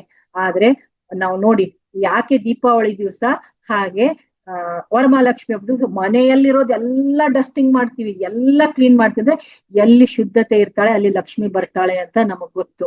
ಸೊ ಹಾಗಾಗಿ ಹೇಳ್ತಾಂತೆ, ಹಾಗೆ ನಾನು ಎಲ್ಲಿ ಇರಲ್ಲಮ್ಮ ನೀನು ಅಂತ ಕೇಳಿದಾರೆ ಅಂದ್ರೆ, ಲೋಭ ಹಾಗೂ ಛಲ ಅಂದ್ರೆ ಷಡ್ಯಂತ್ರ ಮಾಡ್ತಿರ್ತಾರಲ್ವಾ, ಲೋಭ ಛಲ ಅಪವಿತ್ರತೆ ಎಲ್ಲಿರ್ತಾರಲ್ಲ ಅಲ್ಲಿಂದ ನಾನು ಎದ್ದು ಹೋಗ್ತೀನಿ ಅಂತ ಹೇಳ್ತಾಳಂತೆ. ಸೊ ಹಾಗಾಗಿ ನಾವು ತಿಳ್ಕೊಬೇಕು ಮಾಸ್ಟರ್ಸ್, ಯಾರು ಲೋಭದಿಂದ ತುಂಬಾ ಗ್ರೀಡಿಯಾಗಿ ಹಣ ಬೇಕು ಬೇಕು ಬೇಕು ಬೇಕು ಅಂತ ಯಾವಾಗ್ಲೂ ಇರ್ತಾರಲ್ವಾ, ಅವ್ರಿಗೆಲ್ಲ ಕೊಡ್ತಾರಂತೆ. ಕೆಲವೊಬ್ಬರಿಂದ ಷಡ್ಯಂತ್ರ ಮಾಡ್ತಾರೆ, ಅವನನ್ನ ಡಬ್ ಹಾಕಿ ನಾನ್ ಗಲಿಸ್ಬೇಕು, ಅವನ ಅಧಿಕಾರದಿಂದ ತೆಗೆದು ನಾನ್ ಕುಂಡ್ರಬೇಕು ಅಂತ ಮಾಡಿದಂತ ಛಲವನ್ನ ಛಲಗಾರರ ಮನೆಯಲ್ಲೂ ಆ ಲಕ್ಷ್ಮಿ ಇರೋದಿಲ್ವಂತೆ, ಒಂದಲ್ಲ ಒಂದ್ ದಿವ್ಸ ಬಿಟ್ಟು ಹೋಗ್ತಾಳಂತೆ. ಹಾಗೆ ಏನ್ ಮಾಡ್ತಾಳಂತೆ, ಯಾವ ಸ್ತ್ರೀ ಮತ್ತೆ ನೀನು ಎಲ್ಲಿ ಇರ್ತೀಯಪ್ಪ ಅಂತ ಕೇಳಿದಾಗ, ಯಾವ ಸ್ತ್ರೀ ತುಂಬಾ ಚೆನ್ನಾಗಿ ಸದಾಚಾರವಾಗಿ ಇರ್ತಾಳಲ್ವಾ ಅವ್ರ ಮನೇಲಿ ನೀನ್ ಇರ್ತೀಯ ಅಂತ ಅಂದಾಗ ಎಸ್ ಅಂತಾಳಂತೆ. ಅದಕ್ಕೆ ಪ್ರತಿಯೊಂದು ಹೆಣ್ಣಿನನ್ನ ಮಹಾಲಕ್ಷ್ಮಿ ಅನ್ನೋದಂದ್ರೆ ಇದಕ್ಕೆ ಮಾಸ್ಟರ್ಸ್.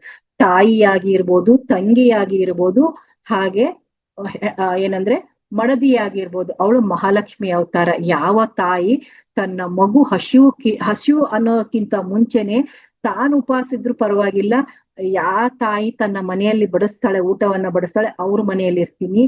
ಯಾವ ಮಗಳು ತನ್ನ ಮರ್ಯಾದೆಯನ್ನ ಕಾಪಾಡ್ಕೊಂಡು ತಾನು ಸಚಾರವಾಗಿ ಒಳ್ಳೆಯ ನಡತೆಯಲ್ಲಿ ಇರ್ತಾಳೆ, ತನ್ನ ಮನೆತನದ ಮರ್ಯಾದೆ ತೆಗೆಯುವುದಿಲ್ಲ. ಆ ಒಂದು ಹೆಣ್ಣಿನ ರೂಪವಾಗಿ ನಾನು ಮಹಾಲಕ್ಷ್ಮಿಯಾಗಿ ಅಂಥವ್ರ ಮನೆಯಲ್ಲಿ ಇರ್ತೀನಿ. ಯಾವ ಹೆಣ್ಣು ಯಾವುದೇ ಏನೇ ಒಂದು ಕೆಟ್ಟದ್ದು ಅವ್ರ ಜೀವನದಲ್ಲಿ ಏನೇ ನಡೆದ್ರು ಕೂಡ ಸುಮ್ಮನೆ ಇದ್ದು ತನ್ನ ಜೀವನ, ತನ್ನ ಸಂಸಾರವನ್ನ ಉಳಿಸ್ಕೊಳ್ಳೋಕೆ ಏನಂದ್ರೆ ತನ್ನ ಮನೆಯನ್ನೇ ಸ್ವರ್ಗವನ್ನಾಗಿ ಮಾಡ್ತಾಳೆ. ಆ ಹಂತವ್ರ ಮನೆಯಲ್ಲಿ ನಾನು ಇರ್ತೀನಿ ಅಂತ ಹೇಳ್ತಾರೆ. ಸೊ ಹಾಗಾಗಿ ನಾವು ಇಂಥ ಸ್ತ್ರೀಯನ್ನ ಯಾವ ಪುರುಷ ಏನಂದ್ರೆ ಅಸಡ್ಯವಾಗಿ ನೋಡ್ತಾನಲ್ವಾ. ಸೊ ನಾನೇನ್ ಹೇಳಿದೆ, ಇವಳೇನು ಮನೆ ಪಾತ್ರೆ ತೊಳೆಯಕ್ ಬಂದವಳು, ಇವಳೇನು ಅಡಿಗೆ ಮಾಡಕ್ ಬರೋಳು ಅಂತ ಹೇಳ್ಬಿಟ್ಟು ಯಾವ ಒಬ್ಬ ಪುರುಷ ಅವಳನ್ನ ತುಚ್ಛವಾಗಿ ನೋಡ್ತಾನೆ, ಅವರ ಲೈಫ್ ಅಲ್ಲಿ ಫೈನಾನ್ಷಿಯಲ್ ಬ್ಲಾಕೇಜ್ 100%. ಹಾಗೆ ಲಕ್ಷ್ಮಿ ಹೇಳ್ತಾಳೆ, ಬರೀ ನಾನು ಅಷ್ಟೇ ಅಲ್ಲ, ಯಾರು ಧರ್ಮವನ್ನ ಕಾಪಾಡ್ತಾರೆ, ಧರ್ಮದಿಂದ ಸೇವೆಯನ್ನ ಮಾಡ್ತಾರೆ, ಹಾಗೆ ನಾರಿಯನ್ನ ಯಾವಾಗ್ಲೂ ಒಂದು ಒಳ್ಳೆಯ ಸ್ಥಾನದಲ್ಲಿ ಬರೇ ಮಾತಿನಿಂದಲ್ಲ ತಮ್ಮ ವರ್ತನೆಯಿಂದನೂ ನೋಡ್ತಾರೆ, ಪ್ರೀತಿಯಿಂದ ನೋಡ್ತಾರೆ, ಪ್ರೇಮದಿಂದ ನಾನು ಕರೀತಾರೆ, ಅವ್ರ ಮನೆಯಲ್ಲಿ ನಾನು ಹೋಗ್ತೀನಿ ಅಂತ ಹೇಳ್ತಾಳೆ. ಸೊ ಹಾಗಾದ್ರೆ ಇಷ್ಟೆಲ್ಲ ಅರ್ಹತೆ ನಮ್ಮಲ್ಲಿ ಇದೇನಾ ಅಂತ ಒಂದ್ ಸ್ವಲ್ಪ ಯೋಚನೆ ಮಾಡ್ಕೊಳ್ಳೋಣ. ನಾನು ಹೇಳಿದೆ, ನಾವು ಲಕ್ಷ್ಮಿಯನ್ನ ಕರಿಬೇಕಾದ್ರೆ ಈ ಅರ್ಹತೆ ಇದೇನಾ ಅಂತ ನಾವು ಯೋಚನೆ ಮಾಡ್ಕೊಂಡ ಮಾಸ್ಟರ್. ಸೊ ಹಾಗಾಗಿ ಏನಂದ್ರೆ ಅವಳಿಗೆ ಇದೇನಾ ಅಂತ ನಾವು ಯೋಚನೆ ಮಾಡೋಣ. ಹಾಗಾದ್ರೆ ಇಲ್ಲಿ ನಾವು ಮಾಡುವಂತ ತಪ್ಪು ಏನು ಅನ್ನಂತ ಒಂದು ಸ್ವಲ್ಪ ವಿಷಯಗಳನ್ನ ಹೇಳಿ ನಾನು ಮುಗಿಸ್ತೀನಿ ಮಾಸ್ಟರ್ಸ್. ಏನಂದ್ರೆ ಅಲ್ಲಿ ಏನ್ ಹೇಳ್ತಾಳಂದ್ರೆ ಮಹಾಲಕ್ಷ್ಮಿ ಹೇಳ್ತಾಳಂತೆ, ಇಲ್ಲಿ ನಾವು ತಿಳ್ಕೊಬೇಕಾಗಿರೋದೆ, ಯಾವ ಮನೆಯ ಪುರುಷ ತಾನು ಇರುವಂತ ತನ್ನ ತಾಯಿಗೆ ತುಂಬಾ ಮರ್ಯಾದೆ ಕೊಡ್ತಾನೆ, ತನ್ನ ಅಕ್ಕ ತಂಗಿಯರಿಗೆ ಕೊಡ್ತಾನೆ, ಎಲ್ಲಿವರೆಗೂ ಅಂದ್ರೆ ತಾನು ಆಫೀಸಲ್ಲಿ ಕೆಲಸ ಮಾಡುವಂತ ಕೊಲೀಗ್ಸ್ ಗಳಿಗೆ ಕೊಡ್ತಾನೆ, ತನ್ನ ರಿಲೇಟಿವ್ಸ್ ಅಲ್ಲಿರುವಂತ ಎಲ್ಲರಿಗೂ ಮರ್ಯಾದೆ ಕೊಡ್ತಾನೆ. ಆದ್ರೆ ತನ್ನ ಹೆಂಡತಿ ಅಂದ್ರೆ ಅವನಿಗೆ ತುಚ್ಛ. ಹೆಂಡತಿಗೆ ಮರ್ಯಾದೆ, ಬೇರೆಯವ್ರೆಲ್ಲ ಏನಂದ್ರೆ ಅಯ್ಯೋ ಇಂಥ ಗಂಡ ಇರ್ಬೇಕಪ್ಪ ಅಂತ ಅನ್ಬೇಕು, ಇದ್ರೆ ಇಂಥ ಮಗ ಇರ್ಬೇಕಪ್ಪ. ಯಾಕಂದ್ರೆ ಬೇರೆ ತಂದೆ ತಾಯಿಗಳಿಗೆ ಕೊಡ್ತಾ ಇರ್ತಾನೆ, ತನ್ನ ಮನೇಲಿ ತಂದೆ ತಾಯಿಗಳಿಗೆ ಕೊಡ್ತಾ ಇದ್ರು ಅಷ್ಟೇ ಹೋಯ್ತು, ಅಂದ್ರೆ ಬೇರೆಯವ್ರಿಗೆ ಕೊಡ್ತಾ ಇರ್ತಾನೆ. ತನ್ನ ಆಫೀಸಲ್ಲಿ ಇರುವಂತ ಮಹಿಳಾ ಸ್ಟಾಫ್ ಏನಿರತ್ಲೆ ಅವ್ರಿಗೆಲ್ಲ ತುಂಬಾ ರೆಸ್ಪೆಕ್ಟ್ಫುಲ್ ಆಗಿ ಕೊಡ್ತಾ ಇರ್ತಾನೆ, ಅವ್ರಿಗೆ ತುಂಬಾ ರೆಸ್ಪೆಕ್ಟ್ ಆಗಿ ಮಾತಾಡ್ತಿರ್ತಾನೆ. ಅವರೆಲ್ಲ ನೋಡಿ ಇವ್ರ ಹೆಂಡತಿ ಎಷ್ಟು ಲಕ್ಕಿ ಅಲ್ವಾ, ಇಂಥ ಗಂಡನನ್ನ ಪಡ್ತಾ ಇದ್ದಾಳೆ ಅಂತ ಕೆಲವೊಬ್ರು ಖುಷಿ ಪಡ್ತಾರೆ, ಕೆಲವ್ರು ಹೊಟ್ಟೆ ಕಿಚ್ಚು ಪಡ್ತಾರೆ, ಇಂಥ ಗಂಡ ನನಗೆ ಯಾಕಿಲ್ಲ ಅಂತ. ಸೊ ಹಾಗಾಗಿ ಅದೇ ಗಂಡ ಅದೇ ಮನೆಗೆ ಬಂದಾಗ ಏನ್ ಮಾಡ್ತಾನೆ, ಅವನ ಹೆಂಡತಿಗೆ ಅವಾಚ್ಯ ಶಬ್ದಗಳಿಂದ ಬೈತಾ ಇರ್ತಾನೆ, ಅವಳಿಗೆ ಮರ್ಯಾದೆನೆ ಕೊಡ್ತಾ ಇರಲ್ಲ. ಆದ್ರೆ ಅದನ್ನ ತಿಳ್ಕೋಬೇಕು, ಅಂತ ಗಂಡನ ಜೀವನದಲ್ಲಿ ಖಂಡಿತವಾಗಿ ಫೈನಾನ್ಷಿಯಲ್ ಬ್ಲಾಕೇಜ್ ಬಂದೇ ಬರುತ್ತೆ. ಹಾಗಾದ್ರೆ ಬಂದೇ ಬರುತ್ತೆ ಅನ್ನೋದು ಖಚಿತ, ಈ ಸದ್ಯಕ್ಕಿಲ್ಲ ಅಂದ್ರೆ.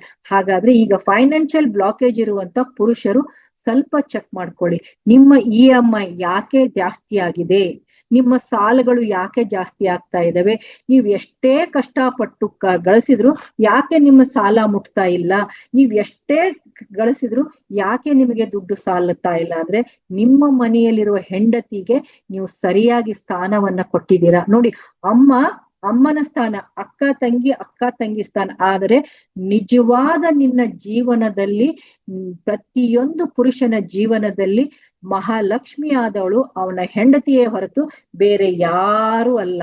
ಇದನ್ನ ಇವತ್ತು ಬರೆದಿಟ್ಕೊಳ್ಳಿ. ನಾವು ಹೆಣ್ಮಕ್ಳಾದವರು ತಿಳ್ಕೋಬೇಕು, ನಮ್ಮ ಗಂಡನ ಜೀವನದಲ್ಲಿ ನಾವು ಮಹಾಲಕ್ಷ್ಮಿ ತರಾನೇ ಇರ್ಬೇಕು ನಾವು. ಅದಕ್ಕೆ ನಾನು ಹೇಳ್ತೀನಿ, ಹಾಗೆ ಯಾವ್ದ್ಯಾವ್ದು ಡ್ರೆಸ್ ಹಾಕೊಂಡು ಕೂದ್ಲ ಕೆದರ್ಕೊಂಡು ಹೇಗೆ ಇರ್ಬೇಡಿ. ಟಿಪ್ ಟಾಪ್ ಅಂತ ಚೆನ್ನಾಗಿ ಡ್ರೆಸ್ ಹಾಕೊಂಡು ಜಾಮ್ ಅಂತ ಖುಷಿಯಾಗಿ ಇದ್ದು ಆ ನೈಟಿ ತಗಲ್ ಹಾಕೊಂಡು ಬಿಡ್ಬೇಡಿ. ನೈಟಿ ಅಂದ್ರೆ ನೈಟ್ ಹಾಕೋದು ಅಂತ ತಿಳ್ಕೊಳ್ಳಿ, ಚೆನ್ನಾಗಿ ಡ್ರೆಸ್ ಮಾಡ್ಕೊಳ್ಳಿ. ನಿಮ್ಮ ಮನೆ ವಾರ್ಡ್ರೋಬ್ ಓಪನ್ ಮಾಡಿ ನೋಡಿ, ನಾನು ಹೇಳಿದೀನಿ ಇದನ್ನ ಎಲ್ಲಿ ವರಮಹಾಲಕ್ಷ್ಮಿ ಹಬ್ಬಲ್ಲಿ ನಿಮ್ಮ ವಾರ್ಡ್ರೋಬ್ ತೆಗೆದು ನೋಡಿ, 500,000-50,000 ರೂಪಾಯಿವರೆಗೂ ಸೀರೆ ಇದಾವೆ, ಡ್ರೆಸ್ ಇದಾವೆ. ಆದ್ರೂ ನಾವೇನ್ ಮಾಡ್ತೀವಿ, ಅದೇ 500 ರೂಪಾಯಿದು ನೈಟಿ ಹಾಕೊಂಡು ಮನೆ ಮುಂದೆ ಓಡಾಡೋದು. ಗಂಡ ಏನಂತಾನೆ, ಗಂಡನಿಗೆ ನಾವು ಮಹಾಲಕ್ಷ್ಮಿ ತರ ಕಾಣಿಸ್ತೀವ, ಅಲ್ಲಿ ಮಹಾಲಕ್ಷ್ಮಿ ಕಾಣೋರು ನೋಡ್ತಾನೆ ಅವನು ಅಲ್ವಾ. ಇದಕ್ ದಾರಿ ಯಾರಕ್ ಮಾಡ್ಕೊಟ್ವಿ, ನಾವೇ ಈ ಗಂಡ ಮನೆಗ್ ಬಂದ ತಕ್ಷಣ ಅದೇ ಬಡ್ಮೋಡ, ಅದೇ ಒಂದು ಏನಂದ್ರೆ ಟಿ ಶರ್ಟ್ ಹಾಕೊಂಡ್ರೆ ಪುಣ್ಯ ಬನೇನ್ ಮೇಲೆ ಇರ್ತಾರೆ. ಸೊ ಅವಾಗೆಲ್ಲಿ ಅವಳಿಗೆ ಇವನು ವಿಷ್ಣು ಅಂತ ಕಾಣಿಸ್ಬೋದು ಅಲ್ವಾ. ಈಗ ನಾವೇನ್ ತಿಳ್ಕೊಬೇಕಂದ್ರೆ, ಪ್ರತಿಯೊಂದು ಗಂಡ ತನ್ನ ಹೆಂಡತಿಗೆ ವಿಷ್ಣುವಿನ ಸಮಾನ, ಹಾಗೆ ಹೆಂಡತಿ ಮಹಾಲಕ್ಷ್ಮಿಗೆ ಸಮಾನ. ನೀವು ಆ ರೀತಿಯಾಗಿ ವರ್ತಿಸ್ತಾ ಇದ್ದೀರಾ? ಬರೇ ಏನೋ ನಾನು ಆಡಿ ಕಾರ್ ಇದೆ, ನನ್ಗೆ BMW ಕಾರ್ ಇದೆ, ನನ್ನ ಹೆಂಡತಿನ ಕುಂಡ್ರಿಸ್ಕೊಂಡು ಹೋಗ್ತೀನಿ ಅಂತಲ್ಲ. ಮನೆಯಲ್ಲಿದ್ದಾಗ ನೀನ್ ಯಾವ ತರ ಅವತಾರ ಇದೆ, ನಿನ್ ಮನೆಯಲ್ಲಿದ್ದಾಗ ಯಾವ ತರ ಅವತಾರದಲ್ಲಿತ್ತು ಅದೇ ತರ ನಿನ್ ಹೆಂಡತಿ ನೋಡೋದು, ನಿನ್ ಗಂಡನು ಅದೇ ತರ ನೋಡೋದು. ಗಂಡ ಇದ್ದಾಗ ಗಲೀಜ್ ವಾಸನೆ, ಕಿಚನ್ ಅಲ್ಲಿ ಇಟ್ಕೊಂಡು ಎಲ್ಲಾ ಕೆಲಸ ಮಾಡಿರ್ತೀವಿ, ಬೆವ್ರು ಬಂದಿರುತ್ತೆ, ಗಲೀಜ್ ವಾಸನೆ, ಗಂಡದೇ ದೂರ್ ಸರಿನಿ ಅಂತಾನೆ. ಅದೇ ಗಂಡ ಯೋಚನೆ ಮಾಡ್ತಾನೆ, ಜೋಕ್ ಮಾಡ್ತಾರೆ, ನಾನ್ ಮದ್ವೆ ಆದಿದ್ದು ಇವಳನ್ನೇ, ನಾ ಅವಾಗ ಎಷ್ಟ್ ಚೆನ್ನಾಗಿದ್ಲಲ್ವಾ ಅಂತ. ಹೌದು, ಅವಾಗ ನಾನ್ ಮಹಾಲಕ್ಷ್ಮಿ ತರ ಇದ್ನಿ ಅಂತ ನನ್ ಮದ್ವೆ ಆಗಿದ್ದು, ಅದನ್ನ ನಾವ್ ಯಾಕೆ ಅರ್ಥ ಮಾಡ್ಕೊಳಲ್ಲ? ಆದ್ರೆ ನಮಗೂ ವಯಸ್ಸಾದ್ರೆ ಏನಾಯ್ತು, ನಾವೇನಂದ್ರೆ ಚೆನ್ನಾಗಿರ್ಬಾರ್ದು, ನಾವೇನಂದ್ರೆ ಡ್ರೆಸ್ ಮಾಡ್ಕೋಬಾರ್ದು ಅಂತ ಎಲ್ಲಿದೆ? ಹೆಣ್ಣಂದ್ರೆ ಮಹಾಲಕ್ಷ್ಮಿ ಅಂತ ಅಂತಾರಂದ್ರೆ ನೀನ್ ಪ್ರತಿ ದಿವಸ ಮಹಾಲಕ್ಷ್ಮಿ ತರನೇ ಇರ್ಬೇಕು. ನೋಡಿ, ಕೆಲವೊಂದು ಸಂಪ್ರದಾಯಗಳಲ್ಲಿ ಹೂವ ಮುಡ್ಕೊಳ್ದೆ ಇರಲ್ಲ ಕೆಲವೊಬ್ರು. ಇವತ್ತಿಗೂ ನೋಡಿ ನಮ್ಮ ಅಮ್ಮ ಅಜ್ಜಿಗಳನ್ನ ನೋಡಿ, ಅವ್ರೇನ್ ನಮ್ ತರ ಮೇಕಪ್ ಮಾಡ್ಕೋತಿದ್ದಿಲ್ಲ, ಲಿಪ್ಸ್ಟಿಕ್ ಹಚ್ಕೋತಾ ಇರ್ಲಿಲ್ಲ. ಅದೇ ಸೀರೆಯಲ್ಲ ಕೈ ತುಂಬಾ ಬಳೆ ಹಾಕೊಂಡು, ಕಾಸಗ್ಲ ಕುಂಕುಮ ಹಚ್ಕೊಂಡು ನೋಡಿದ್ರೆ ಕೈ ಮುಗಂಗ, ಆವಾಗ ಮಹಾಲಕ್ಷ್ಮಿ ಇವಾಗ ನಾವೇನು ಅದೇ ಹರ್ಕುಲ್ ಮುರ್ಕುಲ್ ನೈಟಿ ಹಾಕೊಂಡು ಗಂಡನ್ ಮುಂದೆ ಓಡಾಡ್ತಾ ಇದ್ರೆ ಗಂಡ ಏನಂತ, ಇವ್ರೆಲ್ಲ ಲಕ್ಷ್ಮಿ ಅಂತಾನೆ ಹೋಗ್ತಾನೆ ಬೇರೆ ಕಡೆ ಲಕ್ಷ್ಮಿಗಳ ತರ ಕಾಣೋರ್ಗೆ. ಅದಕ್ಕೆ ಕಾರಣ ಯಾರು? ನಾವೇ ಅನ್ನೋದನ್ನ ನೋಡ್ಕೊಳ್ಳಿ. ಸೊ ನಿಮ್ಮನ್ನ ನೀವು ಸರಿ ತೂಗಿಸ್ಕೊಳ್ಳಿ. ಈ ದೀಪಾವಳಿಯಿಂದ ನಮ್ ಕ್ಲಾಸ್ ಅಲ್ಲಿ ನಮ್ಗೆ ಗೊತ್ತು, ನಮ್ ಗ್ರೂಪ್ ಅಲ್ಲಿ ಇರೋರು ಯಾರು ನೈಟಿ ಹಾಕೊಂಡ್ ಬರಲ್ಲ, ಎಲ್ಲರೂ ಚೆನ್ನಾಗಿ ಸೀರೆ ಉಟ್ಕೊಂಡು ಡ್ರೆಸ್ ಹಾಕೊಂಡೇ ಬರ್ತಾರೆ. ನೀವು ಸೀರೆ ಹಾಕೋತಿರೋ, ಡ್ರೆಸ್ ಹಾಕೋತಿರೋ, ನೈಟಿ ಅಂದ್ರೆ ನೈಟ್ ಹಾಕೊಳ್ಳಿ. ಈ ತಪ್ಪನ್ನ ನೀವು ಮಾಡ್ತಾ ಇದ್ದೀರಾ ನೋಡಿ. ನೀವ್ ಯಾವತ್ತಾದ್ರೂ ಮಹಾಲಕ್ಷ್ಮಿಗೆ ನೈಟಿ ಏರ್ಸಿದೀರಾ? ನೈಟಿ ಹಾಕ್ಬಿಟ್ಟು ಅಲಂಕಾರ ಮಾಡಿದೀರಾ? ಇಲ್ಲ ಅಂದ್ಮೇಲೆ ನೀವ್ ಯಾಕೆ ನೈಟಿ ಹಾಕೋತೀರಾ ಅಲ್ವಾ? ನೈಟ್ ಹಾಕೊಳ್ಳಿ. ಆ ಮಹಾಲಕ್ಷ್ಮಿಗೆ ನೀವು ನೈಟಿ ಹಾಕಲ್ಲ, ಅವಳಿಗೆ ಅದನ್ನ ನೀವು ಮಡಿಲಕ್ಕಿಯಲ್ಲಿ ಇಡಲ್ಲ ಅಂದ್ರೆ ನೀವು ಹಾಕೊಳಕ್ ಅರ್ಹರಿಲ್ಲ. ಬೆಳಗ್ಗೆಯಿಂದ ರಾತ್ರಿ ಹಾಕೊಳ್ಳೋಣ, ಯಾಕೆ ಅದು ಕಂಫರ್ಟೇಬಲ್ ಇರುತ್ತೆ, ನಮ್ಗೊಂದು ರಿಲ್ಯಾಕ್ಸೇಷನ್ ಬೇಕು, ಹಾಕೊಳ್ಳೋಣ. ಸೊ ಹಾಗಾದ್ರೆ ನೀವು ಈ ತಪ್ಪನ್ನ ಮಾಡ್ತಾ ಇದ್ದೀರಾ ಅಂತ ನೋಡಿ. ಹಾಗೆ ನಾನೇನ್ ಹೇಳಿದೆ, ಗಂಡ ಅನ್ನೋನ್ ಏನ್ ಮಾಡ್ತಾನೆ, ತನ್ನ ದುರಹಂಕಾರದಲ್ಲಿ ತನ್ನ ಏನಂದ್ರೆ ಸೌಂದರ್ಯದ ಮದ ಬರುತ್ತೆ, ಅಧಿಕಾರದ ಮರ ಬರುತ್ತೆ, ನಾನು ಯಾರ್ ಬೇಕಾದ್ರೂ ನಾನ್ 10 ಜನರ ಆಳ್ತೀನಿ ಅಂತ ಹೆಂಡತಿನ ಮರ್ಯಾದೆಯಿಂದ ಬಿಡ್ತಾನೆ. ಮರ್ಯಾದೆ ಇಲ್ದೇ ಇರೋಗೆ ಹೆಂಡತಿನ ಟ್ರೀಟ್ ಮಾಡ್ತಾನೆ. ಏನಂದ್ರೆ ಮರ್ಯಾದೆನೆ ಕೊಡಲ್ಲ ಹೆಂಡತಿಗಂದ್ರೆ, ಮರ್ಯಾದೆನೇ ಇಲ್ಲ ಅಂದ್ರೆ ಯಾವ ಮನೆಯಲ್ಲಿ ಹೆಂಡತಿಗೆ ಮರ್ಯಾದೆ ಕೊಡಲ್ಲ ಆ ಮನೆತನ ತಳಗಿಳಿತು ಅಂತಾನೆ ತಿಳ್ಕೊಬಹುದು. ನಾವೆಲ್ಲ ಫೈನಾನ್ಷಿಯಲಿ ಅದು ಖಂಡಿತವಾಗಿನೂ ತಳಗ್ ಬಿದ್ದೇ ಬೀಳತ್ತೆ ಅಂತ ಇದು ಎಚ್ಚರಿಕೆ ನೋಟು. ನಿನ್ನ ಹೆಂಡತಿಯನ್ನ ನೀನು ತುಚ್ಛವಾಗಿ ಅವಾಚ್ಯ ಶಬ್ದಗಳಿಂದ ನೀನೇನಾದ್ರೂ ಮಾತಾಡ್ಸಿ, ಬರೇ ಮಾತಾಡೋದಲ್ಲ, ನಿನ್ನ ಮೈಂಡ್ ಅಲ್ಲೂ ಅವಳಿಗೆ ಬುದ್ಧಿ ಇರಲ್ಲ. ಕೆಲವೊಬ್ರು ಏನ್ ಮಾಡಿದ್ದಾರೆ, ಇವಾಗ ಹೊಸ ವರ್ಡ್ ಅನ್ನ ಕಲ್ತ್ಕೊಂಡಿದೀನಿ, ಹೆಂಡತಿ ಅಂದ್ರೆ ಟ್ರಾಫಿ. ಹೆಂಡತಿ ಅಂದ್ರೆ ಟ್ರಾಫಿ. ನಾವು ಟ್ರಾಫಿ ಯಾವಾಗ ಇಟ್ಕೋತೀವಿ? ನಮ್ ಪ್ರೈಸ್ ಬಂದಾಗ ಹಿಡ್ಕೊಂತ ಹೋಯ್ತಿವಿ.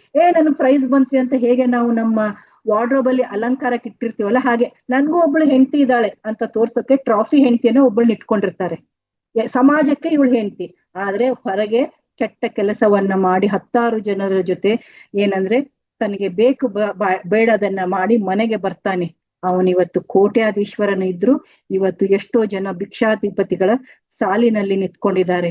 ಆ ಸಾಲಿನಲ್ಲಿರುವವರು ಯಾರು ಅಂತ ನಮ್ಮ ಕರ್ನಾಟಕದ ದೊಡ್ಡ ಒಬ್ಬ ಬಿಸ್ನೆಸ್ ಮನ್ ಇದ್ದಾನೆ. ಅವ್ನ್ ಏನ್ ಮಾಡಿದ ಅಂತ ನೀವು ತಿಳ್ಕೊಳ್ಳಿ, ನಾನು ಹೆಸರು ಹೇಳಲ್ಲ, ನಿಮ್ಗೆಲ್ಲರಿಗೂ ಗೊತ್ತಾಗತ್ತೆ.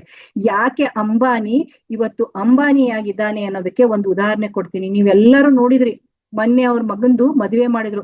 ಅವಾಗ ನಾವೆಲ್ಲಾದ್ರು ಏನ್ ಒದ್ದೂರಿಯಾಗಿ ಮಾಡಿದ್ರಿ ಏನ್ರಿ ಅಂತ ಅಂದ್ರು. ಕೆಲವ್ರು ಎಷ್ಟು ದುಡ್ಡು ನೋಡ್ರಿ ಹೆಂಗ್ ಖರ್ಚು ಮಾಡಿದ್ರು ಅಂದ್ರು. ಅವ್ರು ಏನ್ ಮಾಡಿದ್ರು ಅಲ್ಲಿ? ಅವರು ಶಿಸ್ತುಬದ್ಧವಾಗಿ ನಮ್ಮ ಹಿಂದೂ ಸಂಪ್ರದಾಯವನ್ನ ಆಚರಿಸ್ತಾ ಇದ್ದಾರೆ.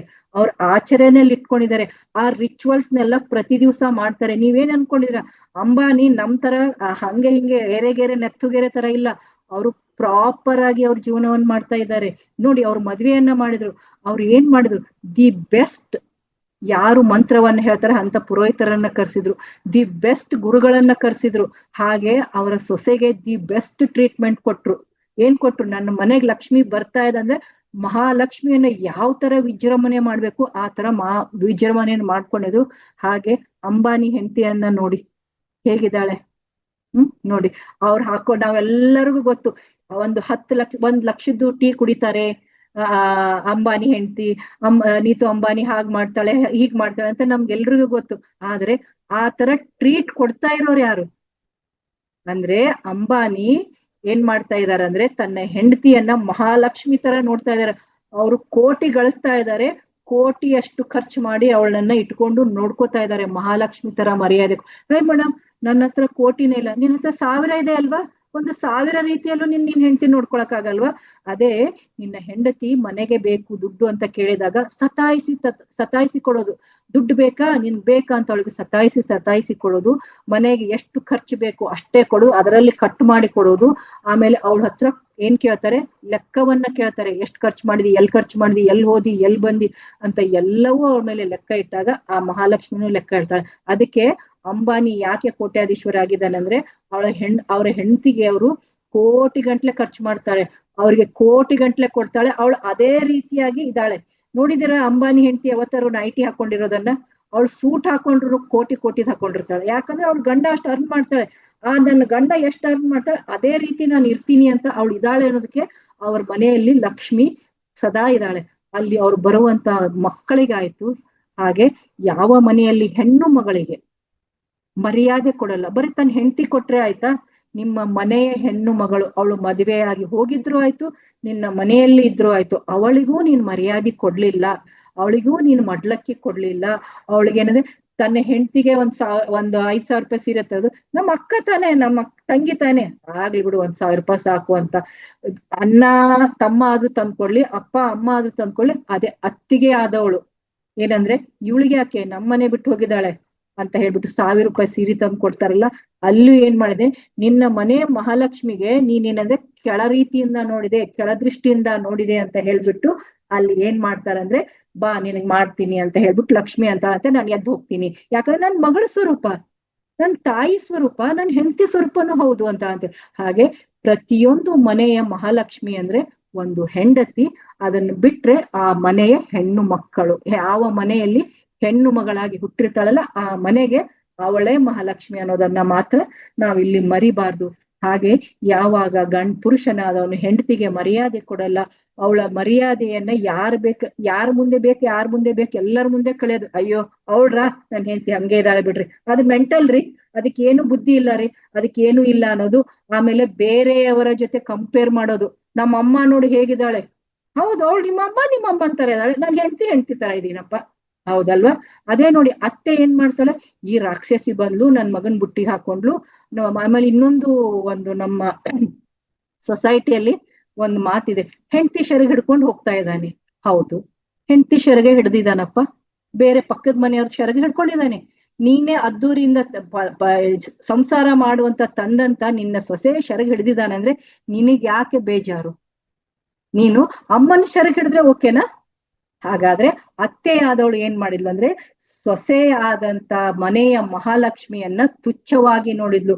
ಮನೆಯ ಮಹಾಲಕ್ಷ್ಮಿಯನ್ನ ಅಸುರು ಅಂದ್ರೆ ಅವಳು ಪಿಶಾಚಿ, ಹಾಗೆ ಹೀಗೆ ಅಂತ ಬೈದ್ಲಂದ್ರೆ ನಿನ್ನ ಶಬ್ದಗಳು ನಿನ್ನ ಮನೆಗೆ ಬಂದ ಮಹಾಲಕ್ಷ್ಮಿಯನ್ನ ನೀನೇನಂದ್ರೆ ಕಡೆಗಣಿಸ್ತಾ ಇದ್ಯಾ. ಮಾತಿನಿಂದ ಅಷ್ಟೇ ಅಲ್ಲ, ವರ್ತನೆಯಿಂದಲೂ.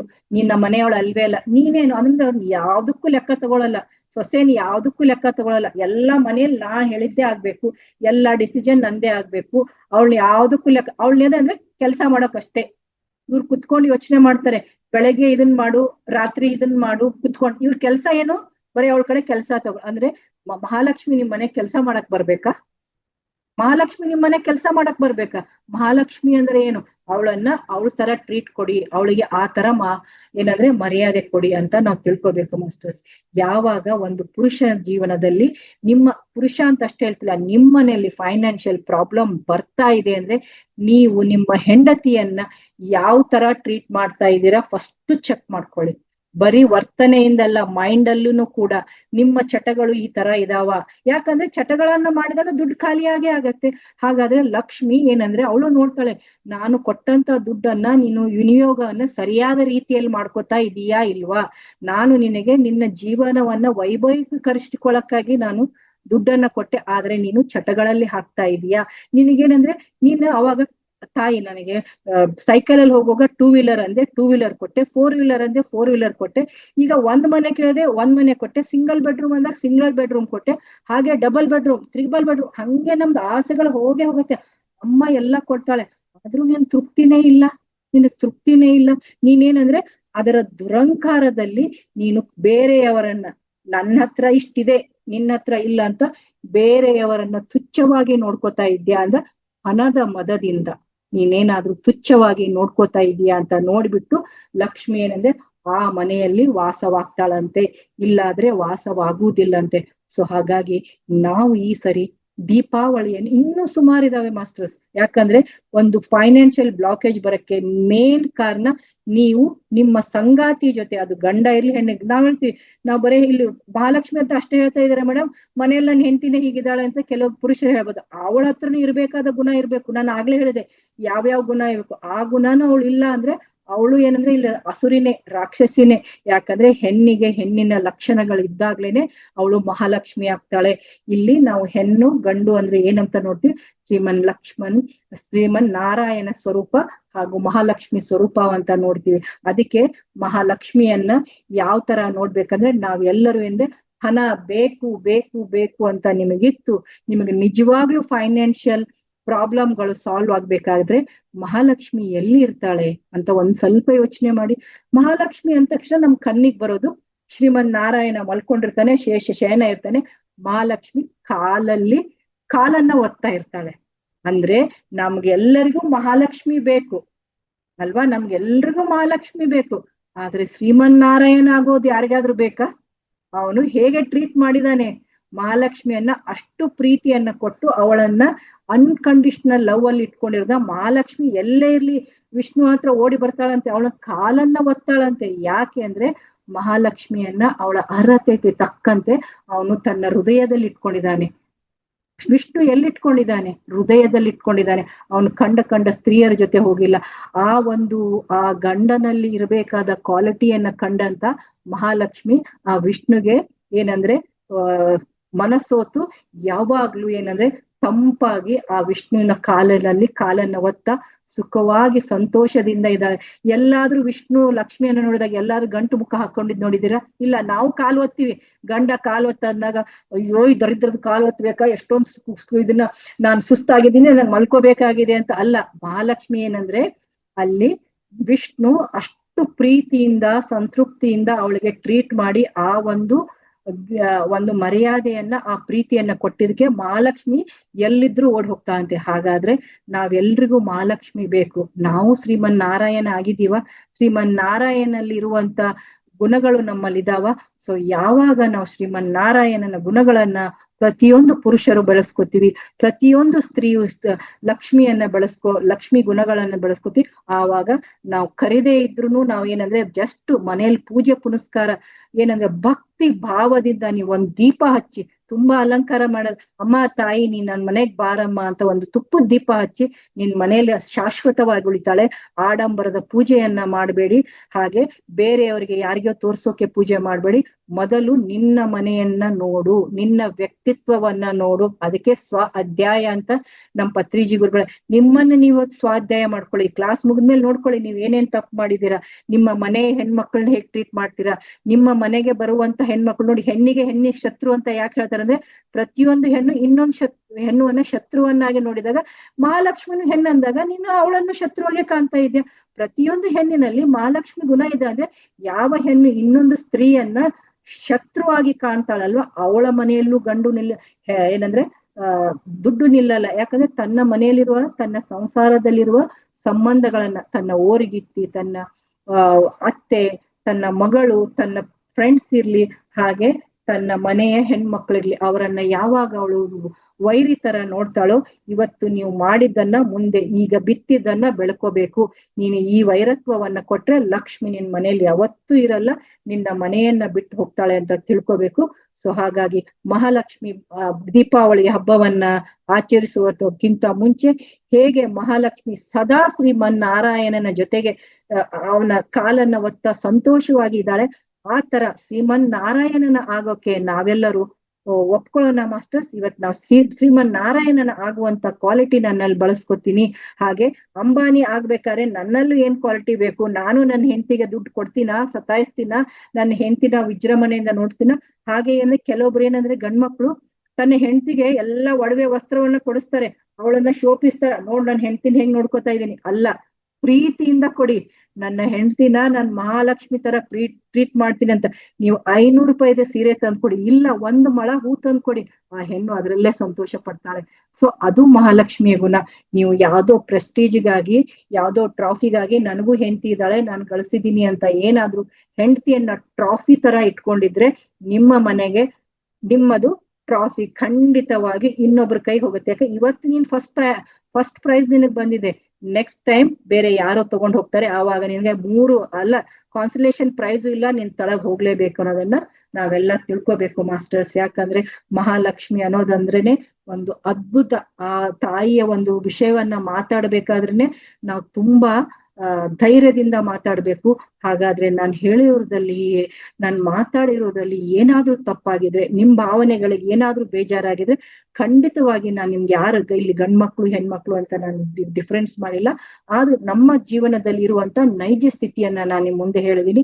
ನಿಮಗೇನಾದ್ರೂ ಬೇಜಾರಾಗಿದ್ರೆ ದಯವಿಟ್ಟು ಈ ಜಯಶ್ರೀಗೆ ಒಂದು ಕ್ಷಮೆ ಇರ್ಲಿ. ನಾವೆಲ್ಲರೂ ನಮ್ಮ ತಪ್ಪನ್ನ ತಿದ್ಕೊಂಡು ಈ ವರ್ಷ ದೀಪಾವಳಿಯನ್ನ ನಾವು ಶ್ರೀಮನ್ನಾರಾಯಣ ಲಕ್ಷ್ಮಿಯಾಗಿ ಆಚರಿಸೋಣಲ್ವಾ? ಏನಂತೀರಾ ನೀವೆಲ್ಲ? ನಿಮ್ಮ ಒಪಿನಿಯನ್ ಅನ್ನ ಶೇರ್ ಮಾಡಿ.